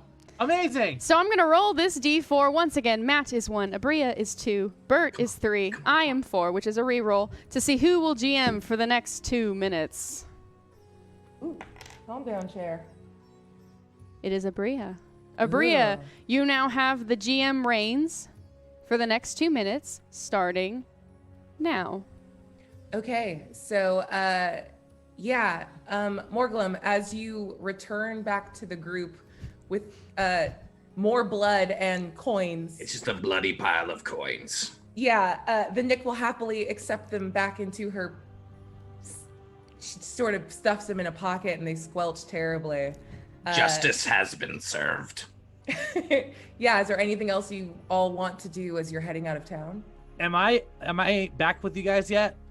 I think at this point you've come back to the group, and you're able to find where this squad is because there is like a 20-foot gap between them and the next closest person because a splatty murder just happened, and people are like talking and whispering. Oh no! I just pull out the rite of passage that we have, basically just like, it's okay. The mayor said it's all right. It looks like it seems that the curse is getting stronger, turning more people. I'm sorry you had to resort to such violence.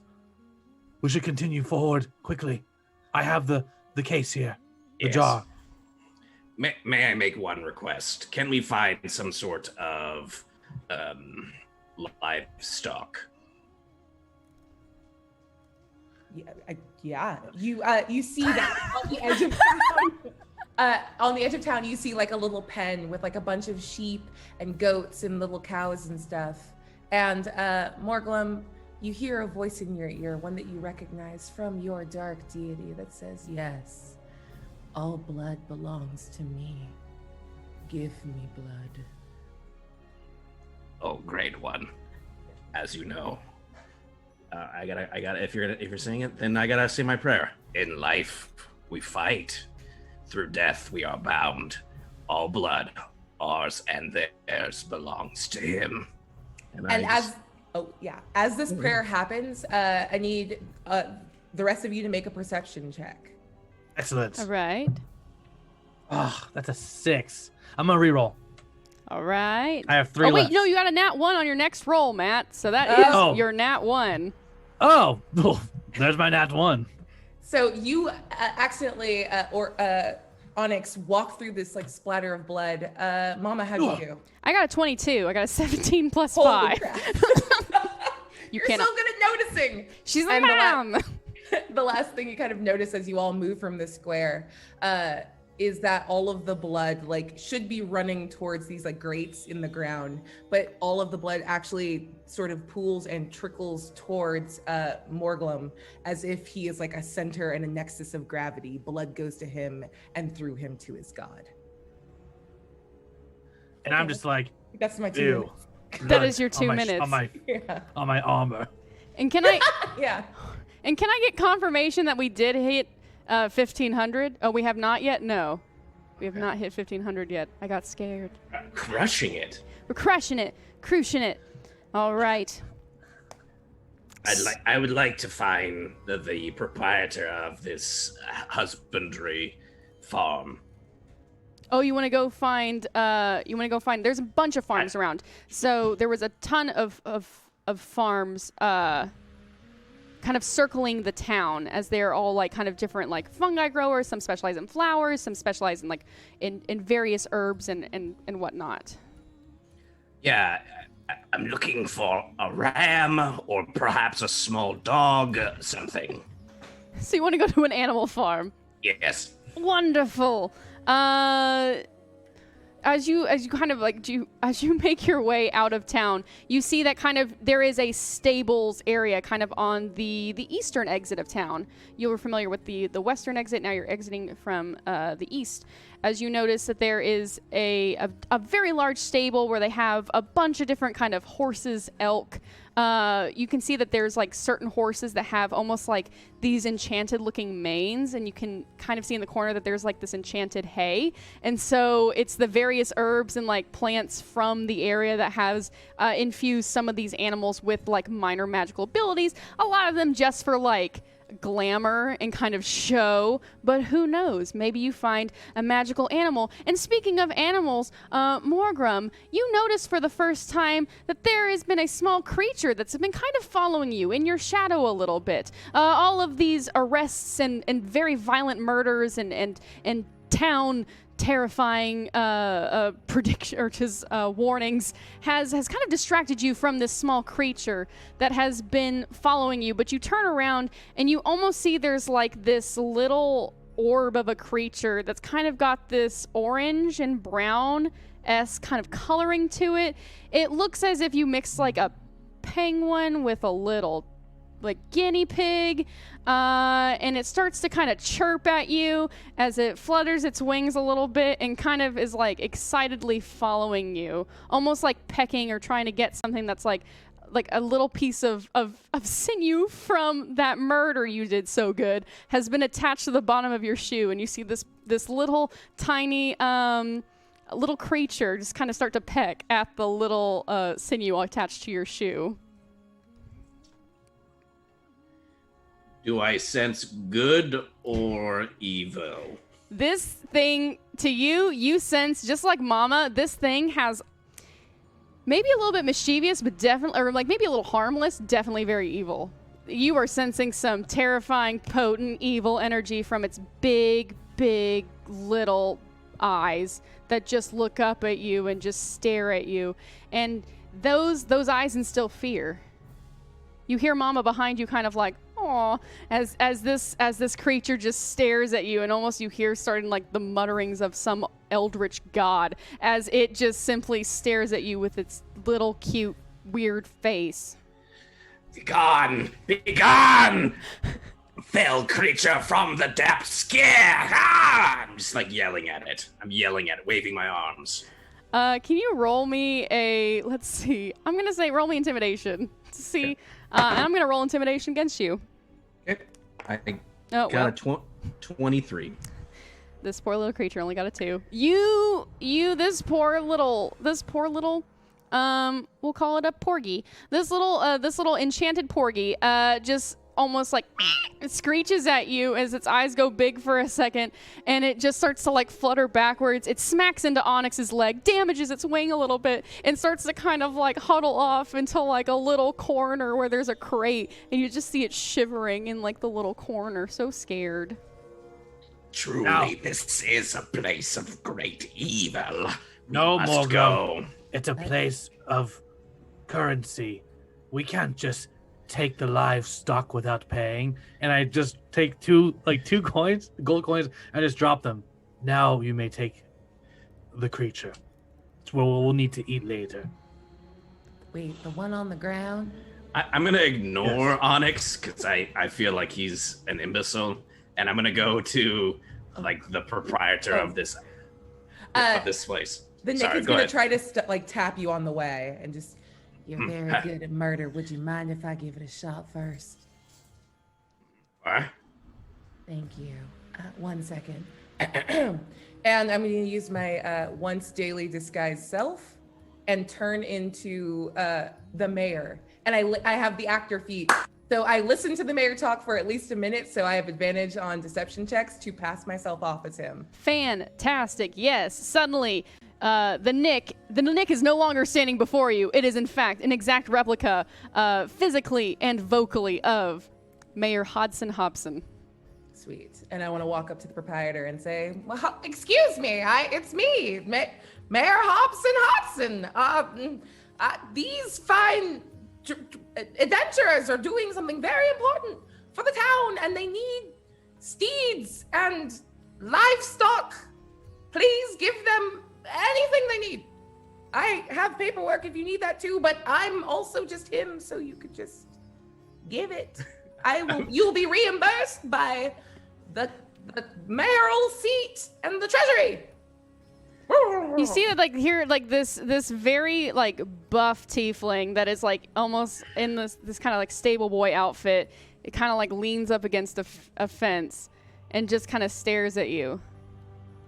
So you're the mayor, Mayor Hobson, coming out all this way after all the weird Chad shit in the middle of the town square. You want, and you're gonna go giving some of these adventurers some what horses? How many horses? How much livestock? I yell out, the Chad Rebellion has been crushed. Chad. Yes. Oh, it was Chad again. Nope, Chad. Yes. Just for these four, and Georgina and the rest of the guard will be taking care of things in town, but this is of the utmost importance. Quick question, is the tiefling hot? This tiefling is hot. and they use they them pronouns. All right. Yeah, the mayor leans in. Has completely changed there. You should do it. And, if you're doing anything later, come find me, the mayor. Nope. Oop. What? Anyway, what's your whole deal? roll me a perception check with advantage because you sound just like him. Perception? Or sorry, persuasion. Ooh. All right. Onyx is just like, what? I just not want this deed to get over with. These people 24. are insane. Yeah. 24. Poor Nice, 24.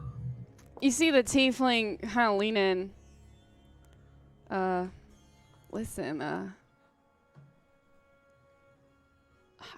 I didn't think that that moment at the New Year festival meant anything to you, but I guess it did. It absolutely did, and this is pretty fraught if I go through with it while I'm like this. Anyway, so you're single, is what you're saying? I'm Because I have a very friend. single, yeah. She's not here right now, but she's really nice. No, a friend. Well, Mayor Hobson, before we get a Well, little too carried yeah. away. Sorry, I'm sorry. That's a lot. This is a lot, but No, it's just enough. oh.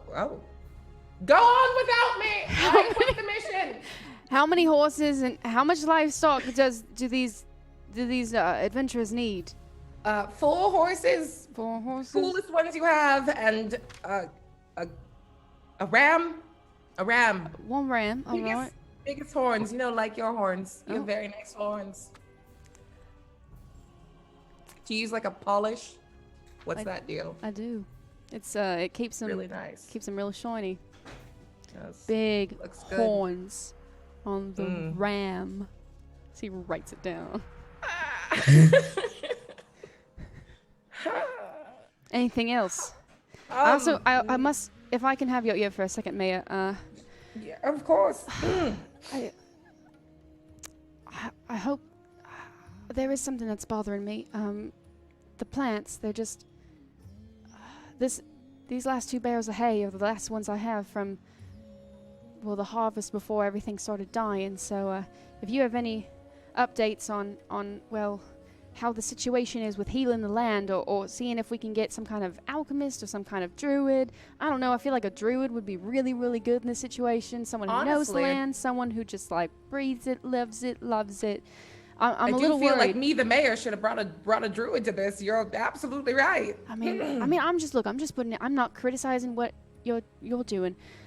Truly, I'm not. I'm so sorry if I No, meant it's any fine. I offense. would kind of like it if you did. It's fine. Continue. You're But citizen. I'm just saying, now that we have this time together, I didn't expect you coming out here today. But yeah, I'm just a little worried about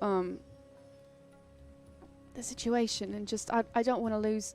Happy to give my livestock to your heroes or your adventurers or whoever they are, but I also just want to make sure that you're doing everything in your power to make sure that, well, our livelihoods are preserved. And well, I'm terrified that if this gets into the herbs and everything, then people start drinking the water or something. I don't know. Just settle my nerves. I'm sorry. And you're just so. I'd never felt this way that I could talk to you like this. But thank you. I just facepalm. Morglum just. Oh, let me have this. Here. Hold on. And I actually want to pull out one of my letters of marque from the actual mayor. Mm-hmm. I'm like, take this. I will cover any expenses you need, but the adventurers, not me, the other ones, will be taking care of the problem, and I promise. And the mayor, puts her hand over theirs and says, I promise we will fix this. You will have your livelihood again. I swear it. You see as Tawny moves in their head very close to yours, the Nyx, and just breathe, almost like it's that moment where just very, very close to you, just utters under a soft breath, "Thank you." Well, we'll just take this. We'll just take these horses then and then be on our way. And the ram, get the ram. Thank you very much. Or do you have a dog or some sort of canine creature? I've got a big dog right over here. Is it goblin riding size? Let's roll to find out. Yeah. I'm gonna. That's roll. a fair point. I forgot. Evens it is. Odds it's not. It is. It's evens. This is like a big, kind of German Shepherd. If you've ever played Dragon Age, like that mixed with a Marbury. So those kind of like big butchy dogs. I'd like to go up to it and try and do like a connection between me and the creature. Roll me your animal handling. Good thing I have rerolls. All right, here we go. And ladies and gentlemen, I'm officially off my notes. Thank you so much for getting us to 1500.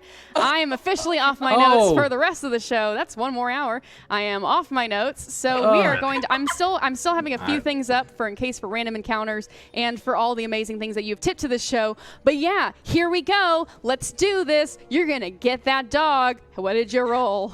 Using a reroll. I do not want that one. Oh, God. I'll take an 18. Thank you for the reroll, everyone. Keeping it with an 18. How do you approach this? How do you try to connect with this dog?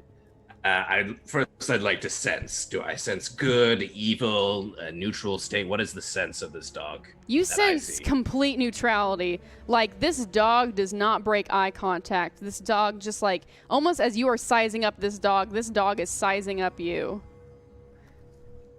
Oh, thank you. I got confetti. It didn't make it on camera. But Adam just threw confetti and I caught it in my hand. He threw confetti. Thank you. I'll do it right here. Ready? Whee. All right. So, yeah, this dog is completely like this dog is the most neutral dog, the most neutral being in existence in this town. It is a true neutral as it just sizes you up as you are sizing it up. Great beast, you have been marked this day for many wondrous things. I come to you to take you out of this life of mediocrity in this farm, to go with us on a quest that you will emerge victorious by my side, and just rewards will be given upon you. You will be the leader of a great pack. You will be known throughout the land you choose to rest as the one who rode with Morglum. I say to you this day, creature, ride with me and I will take care of you. Bark! As the dog just like, this dog just lets out like a single bark at your face and almost kind of like nods its head and just stands there ready for you to mount it. I don't try to mount it.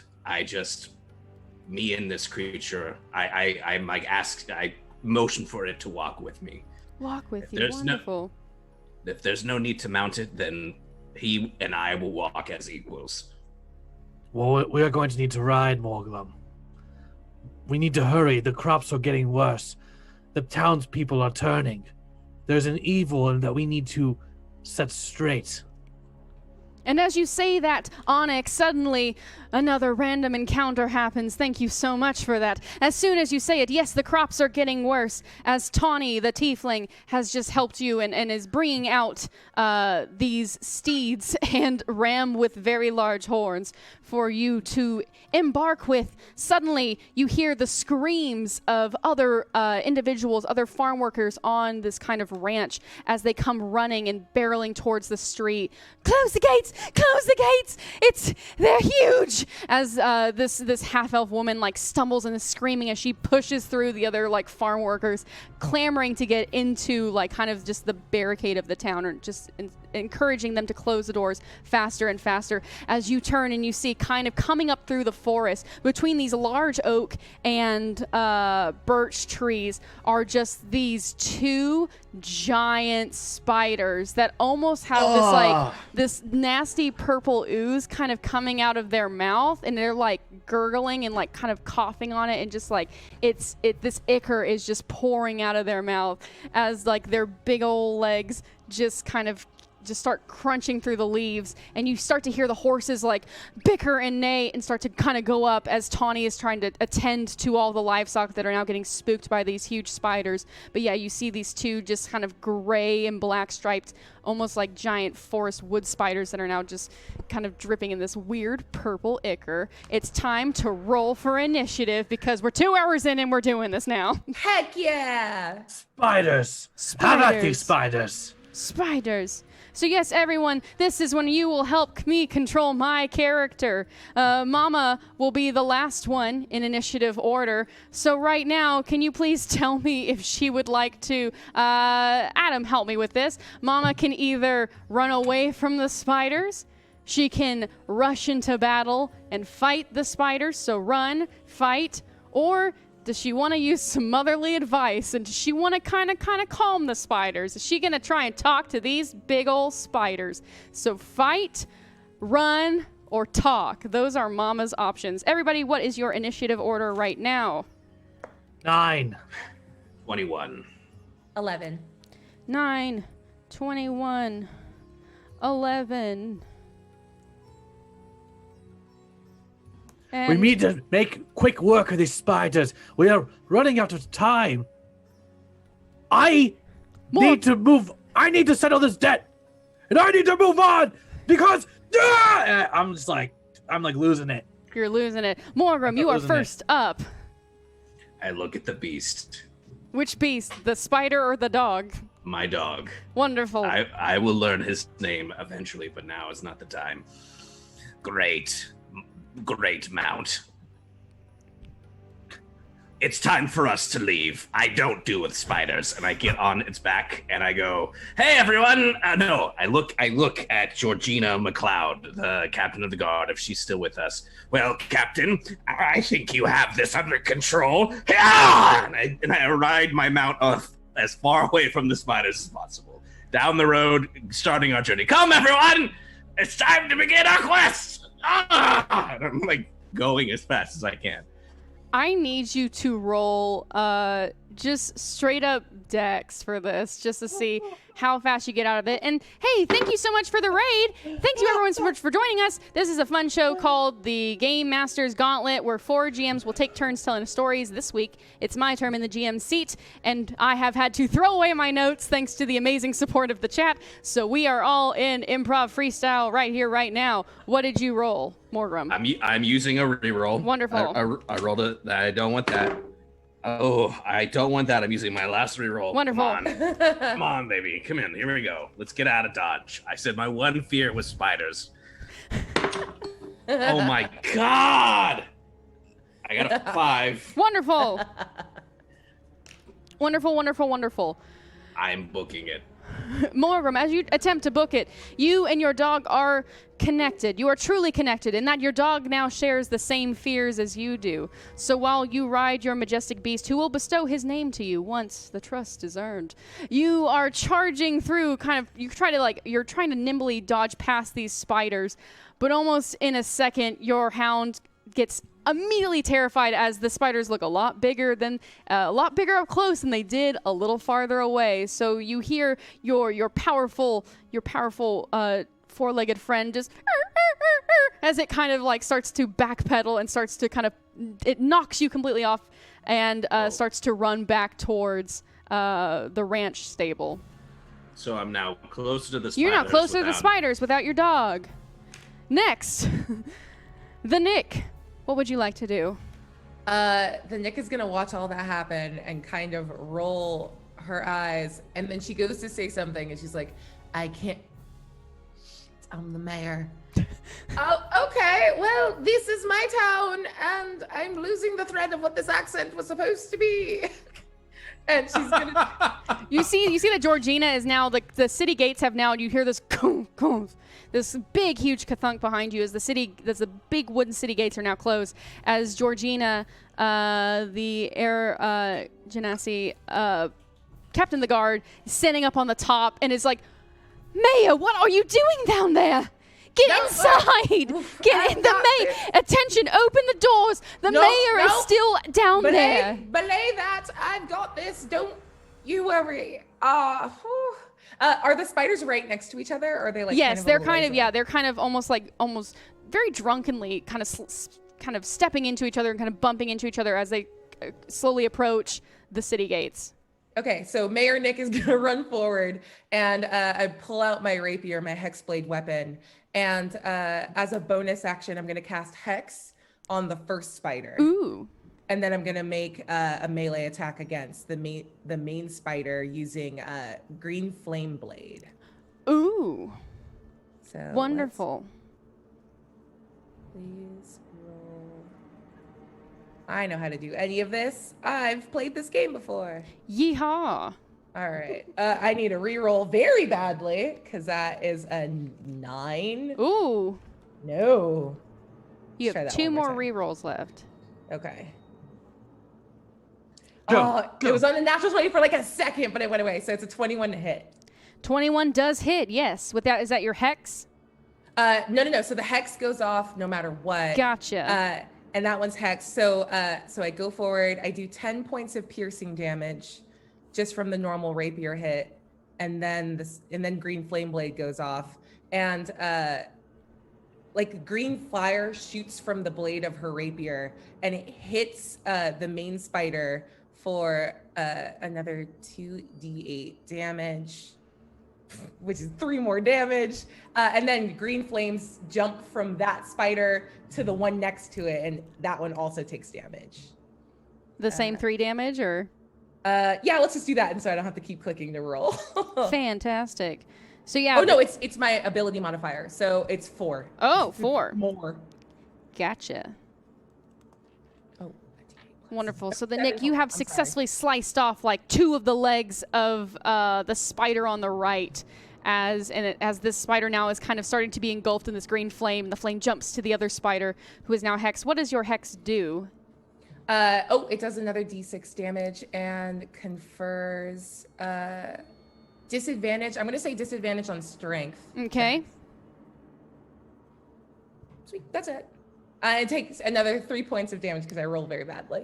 Wonderful. So yeah, but the spider on the right is kind of now hobbling on only 6 mandibles, no longer 8, as its movement is slowed as it kind of try and sloppily makes its way into the city. The spider on the left that has been hexed is still looking pretty good, kind of almost a little disoriented and kind of starting to have its kind of spider bristles licked with green flame, and still but now both of their attention has been placed on the Nick. It is now that first spider's turn, and that spider is gonna try and hit you real good, the Nick. It's gonna try and do a chomp.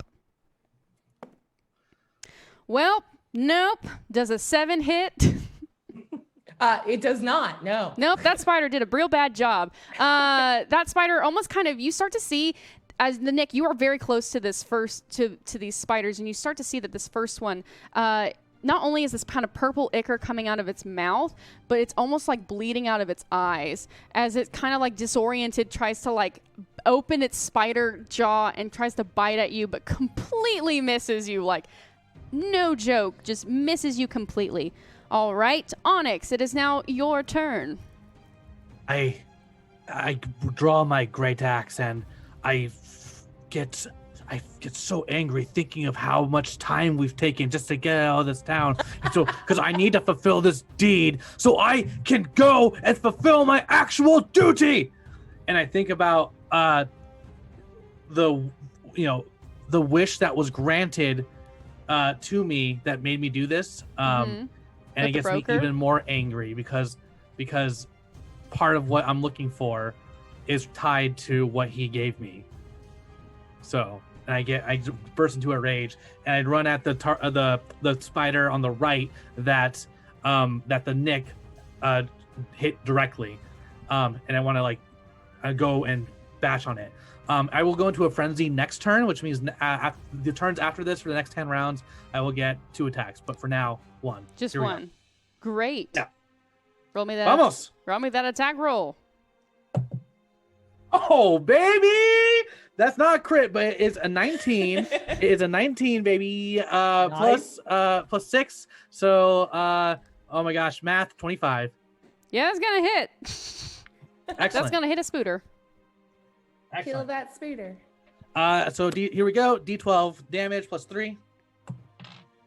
All right, that's 8 damage. 6 8? plus. Oh, sorry, 9. 9. 6 plus 3. 9. All right. Yeah. So describe to me where you hit this spider. Is there like the part I want to hit the part that was that the hex hit. So I kind of want to see like the weakened. I don't. So I think that was like on its leg. Was it its leg? So the Nick sliced the legs off the right spider and has hexed the left spider. Oh, then I'm just going to go ahead and like on the side where the legs are cut, I just want to go in with my axe on like the severed legs area and into the body. Into like, that spider abdomen. I forget what its scientific name is. It's that spider abdomen. Yeah. Thorax? That Thorax? Yeah. Yeah. The middle meat. The mitochondria is the powerhouse of the cell. Onyx. Onyx, yeah. So you just take your axe. Is there anything you say before you hit that spider? I don't have time for this! Like in Fairly Odd Parents when George Washington, it's like, no, chop wood! You just start like... The Nick, you suddenly see this dragonborn just kind of like past you and is starting to just like rapidly like hack at this spider as you see this kind of nasty green spider blood getting shot out of these wounds, in addition to once again some more of this purple ichor that is just like just kind of this nastiness is just like squirting out of this spider as you deal massive blows to just all over my scales. Yeah, just all over you. You're just getting covered in spider blood and mystery substance, which is not fun. As this right spider is starting to like all of its remaining legs kind of, except for its front two, start to buckle as it's now trying to like almost drag itself forward, and is just like huge wounds are just gaping out of the side of this massive spider, and the left one almost like screeches in pain and out of sorrow for its comrade. As it starts to attack as well. And since you are the closest there, Onyx, that spider, man, Morgrim, you lucked out. Everybody else jumping into battle and taking these spiders' attention off of you. So now this spider is going to come and get you, Onyx. This left one is not very happy with what you're doing to its friends. Jeez. Does an 11 hit? An 11 does not. I'm too slippery. You are completely slippery and covered in the spider blood and mystery substance as you almost like, as it enhances your dexterity as you just kind of and like slip quickly and catch yourself right out of kind of this leftmost spider's kind of giant spider arm that was going to come down and just kind of bash you. All right. Now it's Mama's turn, and you voted on her to talk to these spiders. So this sweet woman is just like, I've dealt with household pets before. As she comes up and you just see her kind of like, hey, just trying to calm down the hexed spider that just tried to attack you, Onyx. Gotta see what my lady's stats are. Oh boy, howdy. All right, cool. Great. And so she is just like she is +5 in animal handling, so I guess this is how it's gonna work. So she starts to approach this leftmost spider. Hey, the itsy bitsy spider went up the water spout. It drank some nasty substance and tried to spit it out. It got a little angry, but then it went to sleep. So the itsy bitsy spider, it didn't make a peep.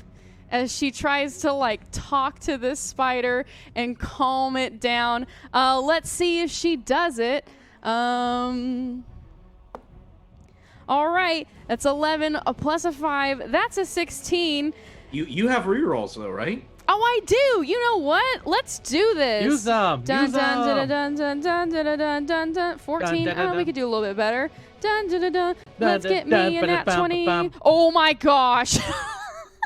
Is it a 1 or a 20? It was a 20 as soon as I said it. Fantastic. Pew, pew, pew, pew. That's a nat 20 for Mama. As this spider almost just...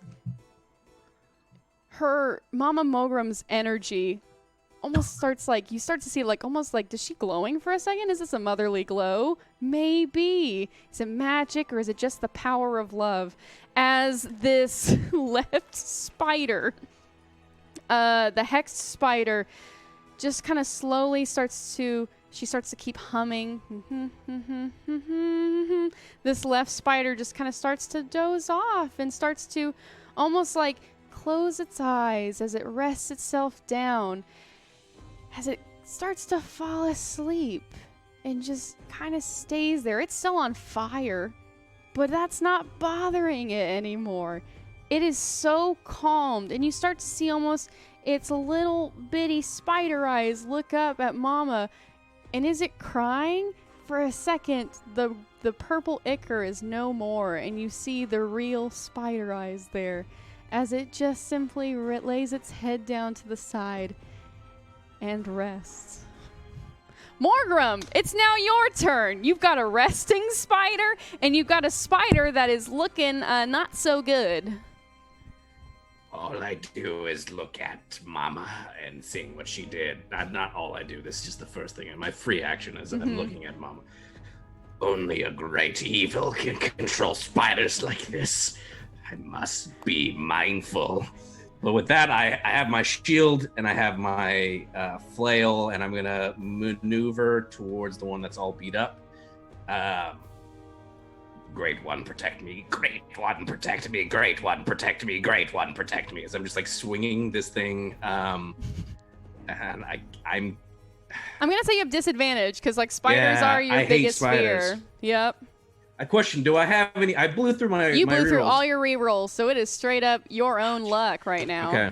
All right. I believe in you. But people got this. People gave me more rerolls. That is a thing, right? No. All right, here we go. So with disadvantage, here we go. Hold your action and see if chat gives you rerolls. Oh my gosh.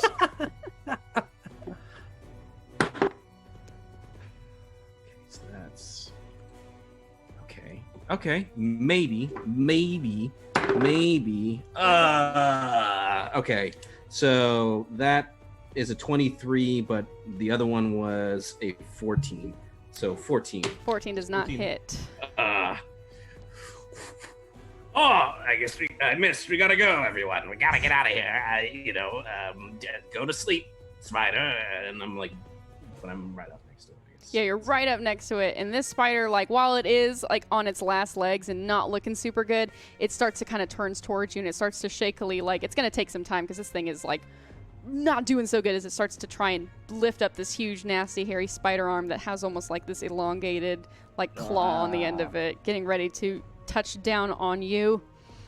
As you find yourself, as you're now super close to the spider, you weren't able to attack it, but instead it just almost like coughs some of this purple ichor on you, and you almost start to feel this burning on your skin, like on your exposed skin from this purple, mysterious liquid, and you take... let's see here. Oh, you take 2 points of damage as you start to feel like this kind of burn on your skin. Okay. The Nick!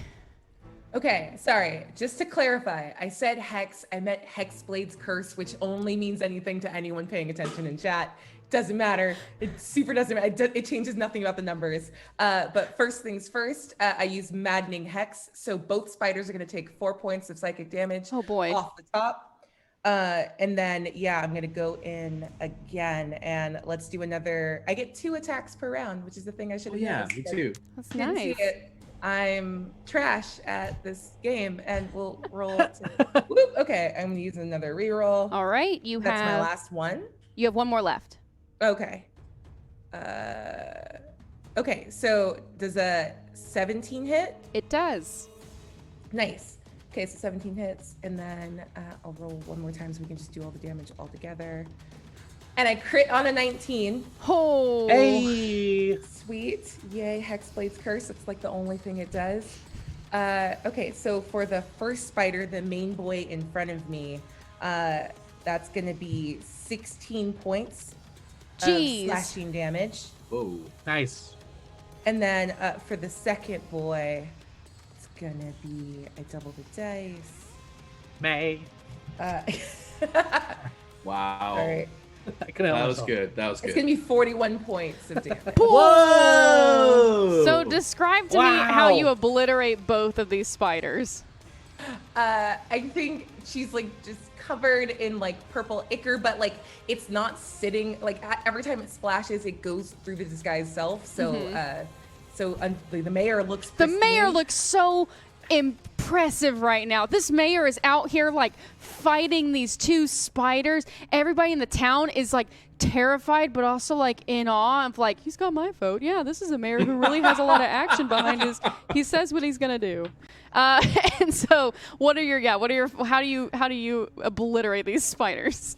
So I just want to like take all of the legs off of the one in front of me, and just let it bleed out on the ground. And as the ichor like pulls around her feet, she just turns and like whips the rapier in the air and drives it right through like the center of the eyes situation on the second one.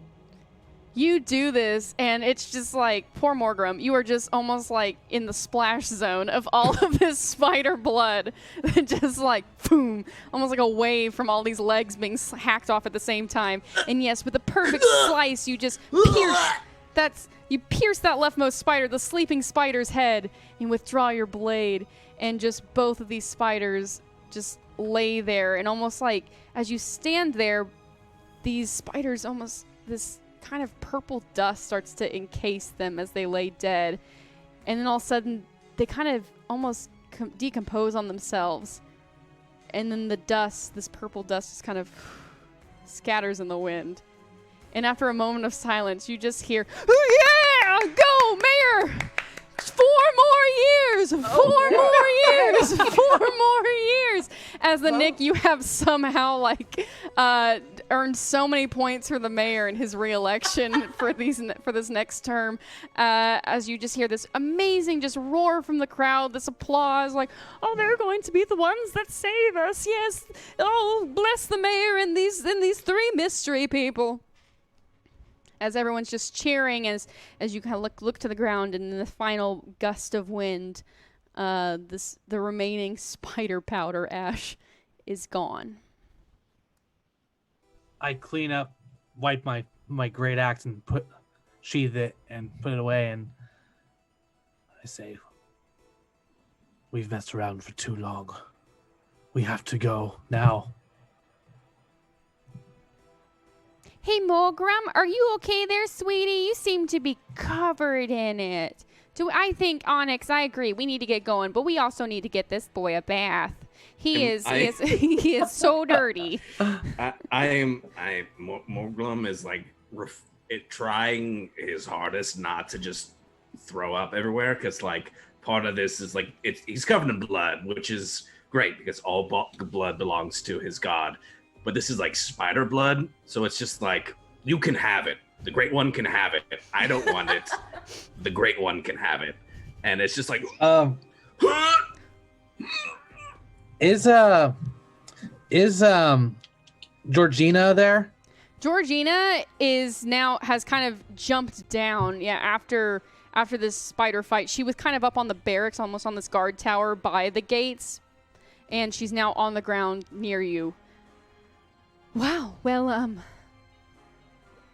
apologies for misunderstanding or just misjudging all of you earlier. Mayor, are you okay? I can't believe this. You always said you were not one for adventure, but I mean, I guess is this the passion for the town just flowing through your heart? I love this town so much. Please, can I escort you back in? Let me take you back to your mayoral house so you can get a nice mayoral shower. Oh, thank you so much. How about I meet you there? I'm gonna send off these adventurers with a rousing speech, and I will see you inside, and I will literally act like this didn't happen, because I have to keep up a profile. Roll me persuasion with advantage still, because this, like, not only was the mayor like a complete badass, you still do look and sound just like him. So roll me persuasion with advantage. Okay. The second roll was better. 18. You see Georgina just put a hand on your shoulder. Oh God. Hold on. Oh no! The mayor was how big? What was the The mayor, race? I believe the mayor was a halfling. Oh yeah. So I think that's gonna hit like her hip or her thigh. Yeah, because I'm a tiefling. That's right. You're very. So, Georgina puts a hand on what she believes to be the mayor's shoulder. It's actually like, yeah, your hip bone. Yeah. And she just kind of realizes, like, oh, I'm so sorry, sir. Very unfamiliar of me, very unprofessional, but It's okay. I don't like to be touched, I think. I will remember that. But from one warrior to another, I'm very Except from impressed. that guy, and I'm like motioning to the fucking The tiefling? the tiefling farmhand. The Tawny stands there, and they are just like, just in awe, in utter awe, and kind of looking, just like focused on all eyes on the mayor, just head over heels for this mayor. This mayor has earned so many marks. I will go back in, and I will make sure that the city that everyone is safe, and quell any disheartening. I believe your accomplishments today have reassured the people that you are in fact doing something about our land problem, but seeing these spiders and seeing that they ooze, I will make sure we go handle any questions, concerns, and just settle the people after a very big event like today. Thank you, sir. Mm-hmm. Yes, good, very good job. Ask for a raise tomorrow, by the way. Oh, well, thank you. Yes, I will. Thank you so much. sure. I will ask You're for a welcome. raise. Mm-hmm. Georgina, may I have a moment? We don't have time. We gotta go. I'll catch up with you. And I want to just sidebar Georgina real quick. Yes. And I want to be like, have you seen anyone looking like this? And I pull out like a little drawn, note that it's a woman with like long, like to her like her mid back black hair, with a scar that's like a cross under her right eye. Have you seen anyone I'm like gonna roll this? for Georgina here. She kind of she kind of like looks closer at the paper. Unfortunately not. I don't believe I've seen anyone with Damn. these specific markings before. I'm sorry, but Fine. I'm more than happy to keep a lookout. I would greatly appreciate that. Thank you. We'll be on our way. All right, and if you ever need anything, please, all you have to do is ask. Of course. Thank you for defending our town. No problem. You're welcome. Great. You coming? And I'm like already. Oh, like, waiting on. for me. We're waiting for me. I did not. Oh, and like I start like throwing like a little bit of a fit. Like, no, you're waiting for me. And I get on like the horse. I start going. All right. So as our four heroes begin to mount their steeds, they have their ram in tow, and you, Morgrim, you have your dog, and they start to kind of set out through this huge wood. The Nick, you are riding on such a high right now of this battle, just killing it, not only like fight wise, hex wise, but also disguise wise. Like, this has been a very good day for you. This joy you start to have a flashback. You start to recall another time in your life when you felt such strong joy. I sort of get lost back and I start stroking the beard that I know is there, but I can't actually feel because it's an illusion. And I think back to my first big assignment in Waterdeep, where I was hired by several of the great houses, all of the masked lords, and I was at a ball and I kept transforming from like beautiful masked maiden to beautiful masked man to beautiful masked non-binary person, and like making moves and just winking, and people would fall over. And this isn't exactly how this went down, but I had been drinking a lot, so it felt like that. And at the end of the night, I got in the room with the masked lord themselves.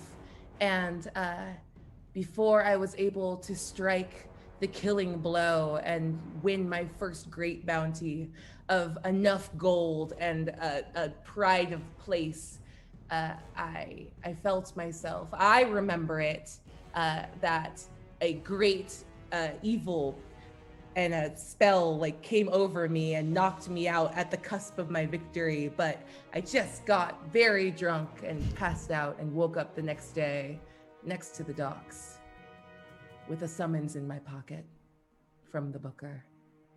But it's the closest I ever felt to being the spy I wanted to be, and I still hold that in my heart. Wow. The Nick, as you kind of come back to your reality, almost the leaves falling around you, reminding of the dancing and the masks and the various dresses at the ball. You kind of are brought back to your senses as you hear the other adventurers around you talking quite loudly. Oh, Are you sure he doesn't need a bath? Are you sure you're just covered in just purple and green? Mama, you're going to have to get I'm used to the fine. guts. Oh, I'm fine. I've been, when you have children, I know you're expecting, but when you have children, just be prepared to be covered in a lot of random substances. But I'm just making sure that I try to gallop a little bit farther ahead of this group. it's just a lot of substances. But yes, oh, I must say, the Nick, oh my goodness, are you some kind of, a superstar adventurer? I'm so you're just the facade, the killing, the hexing. Oh my goodness. I'm so inspired and so impressed. It's an honor to be traveling with you. Is the Nick still the mayor? yes, and that's why you can't see that she's crying from matronly praise. She's hiding it and glowing and just like, oh, it was nothing. It was nothing, really.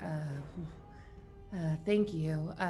I was very impressed by your ability to soothe those giant monsters. I mean, we've all had upset tummies now and again, and sometimes we all get a little hangry. We all get a little upset when we're not feeling good. And so, you know what? I looked at those spiders, and all I could see was my children.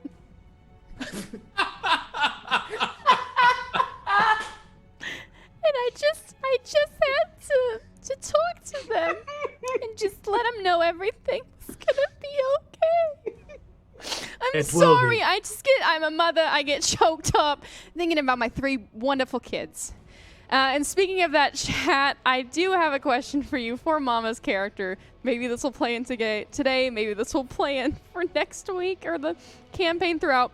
But is her ex-husband, is he just a normal dude? Is her ex-husband like some kind of half-god? Please let me know. Please vote for this. This will also determine kind of how her character arc gets played out. Was her ex-husband, just kind of maybe a normal human or half-elf, normal versus beyond. Wait, I'm in chat. Which one's the one for vote for a half god? Because I want to vote for that. Please let me know. I believe the vote is active now. Oh, yep. I see. Yes. So, Mama, all right, I'm making that a note in my notes. Mama's ex-husband is a demigod.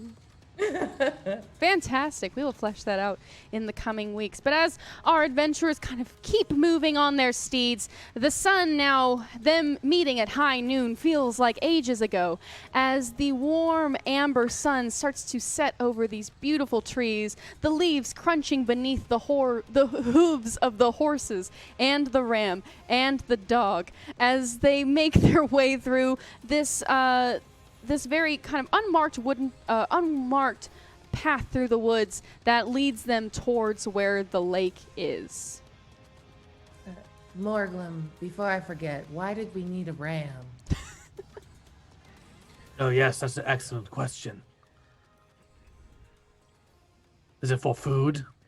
I know how to skin and properly chop a meat. Y'all, we could have just bought food before we left. I doubt that very much, Onyx. You doubt my ability to properly cut up a beast and serve it to my people? I feel every thing you have ever eaten has been cut for you and served on a silver dish. What are you doing here? Why are you going on this quest? The same as you, Morglum. We have a debt to pay, and we all have made a deal with the broker for something, and that price has finally been asked. I'm gonna with this, it's like do one of these like turn the my war dog around, and I'm just like going straight up to Onyx. And what exactly did you get from the broker? Yes, there is a height difference. Everything. I'm going to jump on his boat. What did everybody ask for? I'm just really curious. Was it really big and important? I just want to take, if you're comfortable sharing, I'm just love to know. Look, Get to know each other. if we're going to complete this, we need to have each other's backs. More, okay? So fine, I will open this up because maybe you can keep an eye out for me. My wife Kepin and I, we are meant to take the throne. We are meant to be the next nobles to lead the Arkul kingdom. But we want, but that being important, nothing is more important to us than having our own children. So we tried and we tried and we tried, and we found out that Mikhail couldn't have our children. So we it's very tricky with our bloodline, where we have to continue the heir. Like, it's very specific that we use our children and blood. So I went out and sought the broker so he can help us have children. And he gave us the eggs, or we were able to produce the eggs.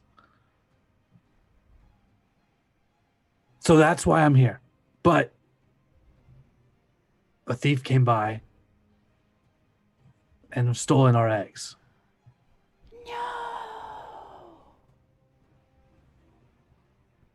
Yes. So I'm looking for this thief while I'm trying to fulfill this duty to this, deal with the broker.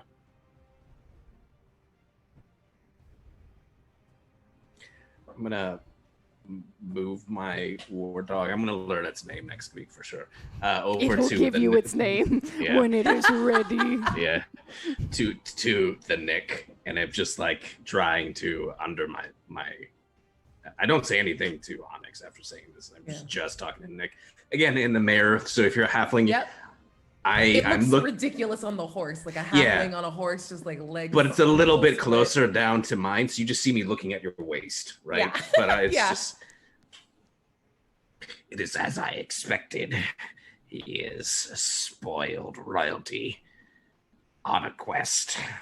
Keep your eyes out for the one. We were not meant to do this together. Private conversation! Oh, sorry. This was a sidebar. It was unclear. I respect the sidebar. If he's willing to say his name behind trees, who knows what? I doubt he's even been on an adventure. Morgulum, this may be a spoiled, pampered heir, but you cannot doubt the fervor of a man trying to protect and defend his family. Now, I don't know what brought you here, but for me, the broker was the one that was able to put my soul a little closer back to myself again. I'm a warlock, and souls are a tricky business.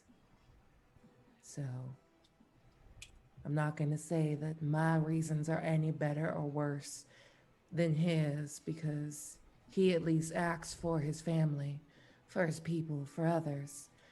I'm here entirely for myself and what will happen to me when I shuffle off this mortal coil. But what about you?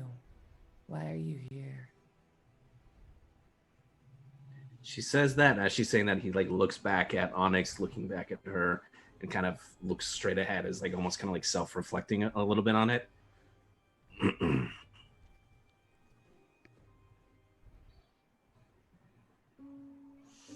I am here because it has been asked of me. I must bring the Great One a mighty gift.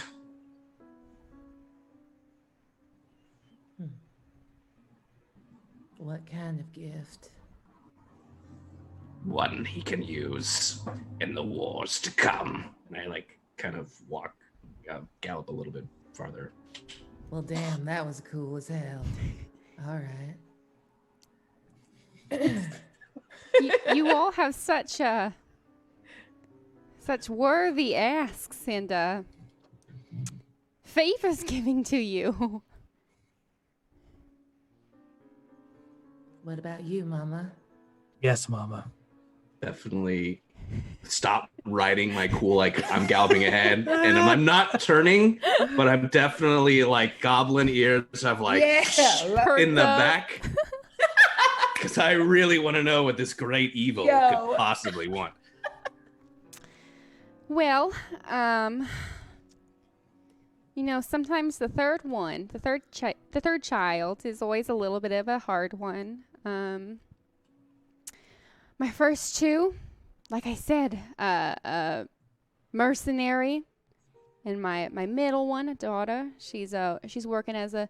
Last time I heard from her in her letters, she's working as a guardswoman. But my youngest just wanted to be a bard. Just wanted to be a bard so badly. Bless his heart. And I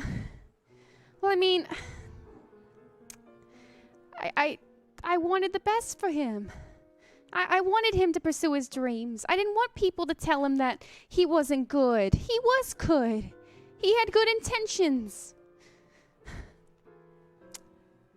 So I asked the broker to get him into the BFA program at the Bard College, and it worked. That was my deal. I got my boy into college. I got my boy into the Bard School. And you know what? He's doing great, and he's working so hard. And they think he's great, and I think he's great too.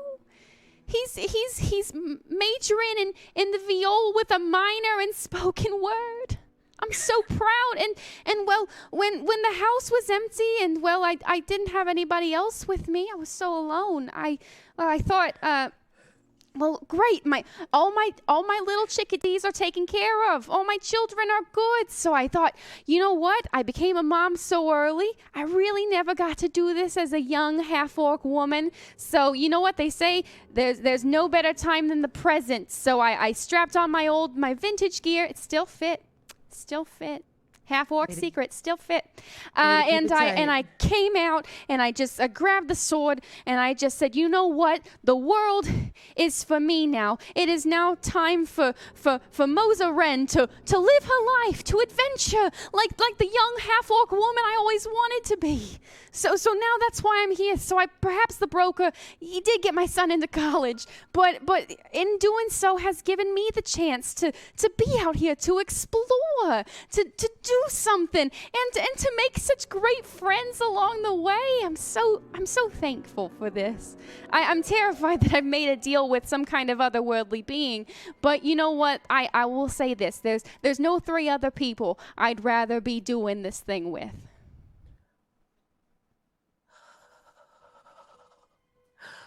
Wait, did you at least get, for the brokers, at least covering tuition, yeah? Oh, yes, he got a scholarship. It was a scholarship. Okay. BFA scholarship. Scholarship only covers about half, but did have enough saved. Other kids did not choose college. They just went straight into the workforce. So we had a little bit saved up for him. So, yeah, Broker was very nice. Broker laughed at a little bit of a chuckle at my request. But you know what? He did it. So that's why I'm here. Very thankful. Moglum is like riding a little bit farther ahead, right? As he's trying to it. And so he's facing ahead. So I don't know if anyone see this, but there's just like tears coming down his eyes as he's just very firmly trying to look ahead, as like the purest essence of evil has just spoken its plan into like the universe, and everything was just like the most terrifying thing that Morglum has ever heard. But he's willing to ride and do his part because this is for the Great One. But it's just fear as they're just rolling down his cheeks as he's riding forward. So you see a little bit of like that purple ichor that's like now God, and his green skin is there as these tears are rolling down his cheeks. Oh my God. Amazing. And with that, we start to our crew sharing, connecting, now all understanding what cost them to be here and how important this paid debt must be. As they ride their way closer towards the edge of the lake, the banks of the lake, as the sun has now completely set and the moon starts to kind of rise over the lake, casting an eerie glow. There's something about this lake makes the hair on your arms stand up a bit. Is it its magical properties? Is it its cursed properties? We don't know, but we do have one more random encounter that we're going to leave as a cliffhanger. So let us do this. Let's do this. Oh, that's not the right dice. I need the 100 boys. All right. So yes. Wonderful. I love Mama so much, you guys. Yeah. Yeah, she's great. At the edge of this bank, there is something that is odd. You see these shapes in the darkness, but it's only until your eyes start to adjust into the scene around you do you finally see what is happening. There is a young lizard folk person. Perhaps, Onyx, you recognize them as your personal servant. You see that they are bound and gagged as 2 bandits have one knife to your personal assistant's throat. The other one is tying a weight to the leg of your personal assistant. You can't hear what's going on, but you just hear yelps and screeches as the one bandit lifts up the rock, throws it into the lake. Oh! Your personal assistant, this tiny petite lizard folk, is just ripped into the air, sent into the lake. And there, ladies and gentlemen, is where we will end tonight's episode. Episode 1 of the Game Master Masters Gauntlet. Now, here's the interesting thing, ladies and gentlemen. Before we thank everybody, we must decide who next week's GM is. So we will start a poll right now, or a vote. We're going to have a vote on screen. So you can vote for Matt to be the GM next week, Bert to be the GM next week, or Abria to be the GM next week. So be sure to vote right now to see who continues with that cliffhanger. Oh no. Yeah, what a cliffhanger to give us. What the hell, dude? Assistant, no. Wow. What? That's insane. Who's gonna tell you all your appointments? Who's going I to knew. It's the fucking.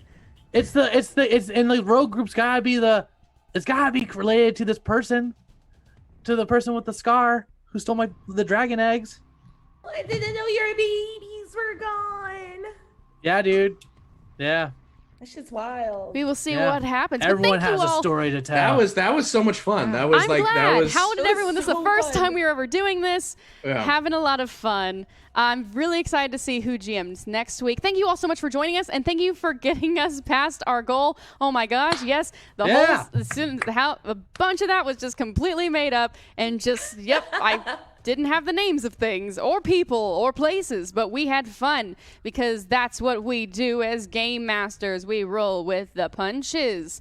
So I want to, we'll go ahead and thank everyone, and after we thank everyone, we'll see what that vote tally is, and we'll announce next week's game master. So thank you so much. Huh? No, Oh, let's there was thank these cheering. I yeah. misunderstood the I was cheering just cheering. for, I'm sorry. for something Yeah, else. we did it. Thank General you. enthusiastic I- noises. Woo!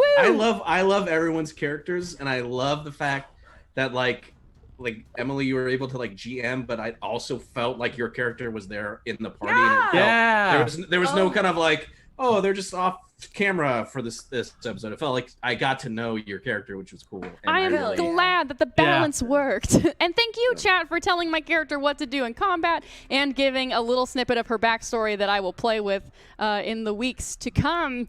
So yes, thank you, Metsu's Phantom, Dashing CN, XXMD884XX, J Pistol, Peak 1, PR Fan 2002, John Allenson, Pun 314, Little Mouse That Jumps, Effing Unicorns. I haven't read your names in so long, so forgive me if I mispronounced them. Arslan, Negihama, Parjai, Peak 1, oh goodness, my eyes. Kelthoranthian, Arislin, Peak 1, LG Blackguard, J Pistol, The Finstigator, Peak 1, J Pistol, Mel Pomino. Thank you all so much for making this show happen. I apologize for any mispronunciations of your usernames. It's been a while since I've been here in the little GM seat with the little GM tablet.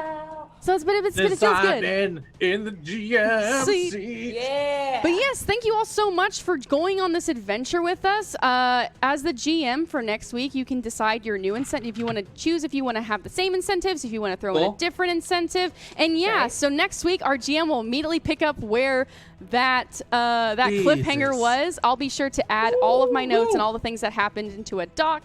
It makes it very easy to read. I'm really curious to see who's gonna win this vote. It's getting close. It's getting tight. Who's going to be the GM for next week? It is spine tingling. It is so exciting. I love all of your characters. Thank you everyone for joining us and being on this really cool new show experiment with us. I cannot wait to see. I love all the people on this screen that I see in front of me, and they're so amazing, and they're such great GMs, and I can't wait to see what they do with the story and how we all have different styles. And that's what's so cool about this show, is just celebrating everybody's storytelling styles, telling a story together, and just creating a bunch of fun characters. Did we redo it, the vote? Have fun. We had fun. We did have fun. I think the big bad's gonna be Fred, but like in like a cool way, like a Goku Vegeta way. You know what I mean? I want him to come back in the worst way. What if he just like power levels in? Because I want to kill. I want to kill him so bad. I agree that like it was a character that was introduced. I'm like, I just want to stab him. I just. Oh man! If he shows up again, Bert, he's gotta be like just like way happy about being an adventurer, just like so pure and just like. He became like a cleric, you know, or like. So congratulations, Abria. You are the GM next week. Yeah! Yeah! No! I did Oh, the coolest man. possible thing I could do this week. My character has no more cool shit to do, so I'm very happy to take the GM seat. Yeah, I'm so. It was close, dude. I was like, oh shit, because I was like, I was like nervous. I'm like, oh man, that's a cliffhanger. I'm like, I don't know. I gotta figure out how to write this cliffhanger. I'm like, oh cool, I gotta. No, now I'm excited because you get to be there for it because you have the damsel in distress that, oh, Hell yeah. I'm Robin, so excited. I mean, my assistant. Robin! Oh now, my what gosh. is D&D and how do you run it? I've never... So thank you all so much for joining us. Be sure to be here next Monday. Today is a Monday. Next Monday at 7 p.m. Pacific time. And Abria will be our GM for the Game Masters Gauntlet. So thank you all so much for Game Masters Gauntlet. Game Masters Gauntlet. Be sure to tune in tomorrow to Hyper RPG for some more fun throughout the week. They've got games, they've got shows, they've got everything you need. And we're so excited to be bringing RPGs back right here, right now for funsies. So thank you all so much again for joining us. Thanks for your support. Thanks for coming back and having so much fun with us. You are also Game Masters and telling this story as well. We love you. We hope you have a great night and a great tomorrow. And until next week, keep adventuring, my GMs. Nice.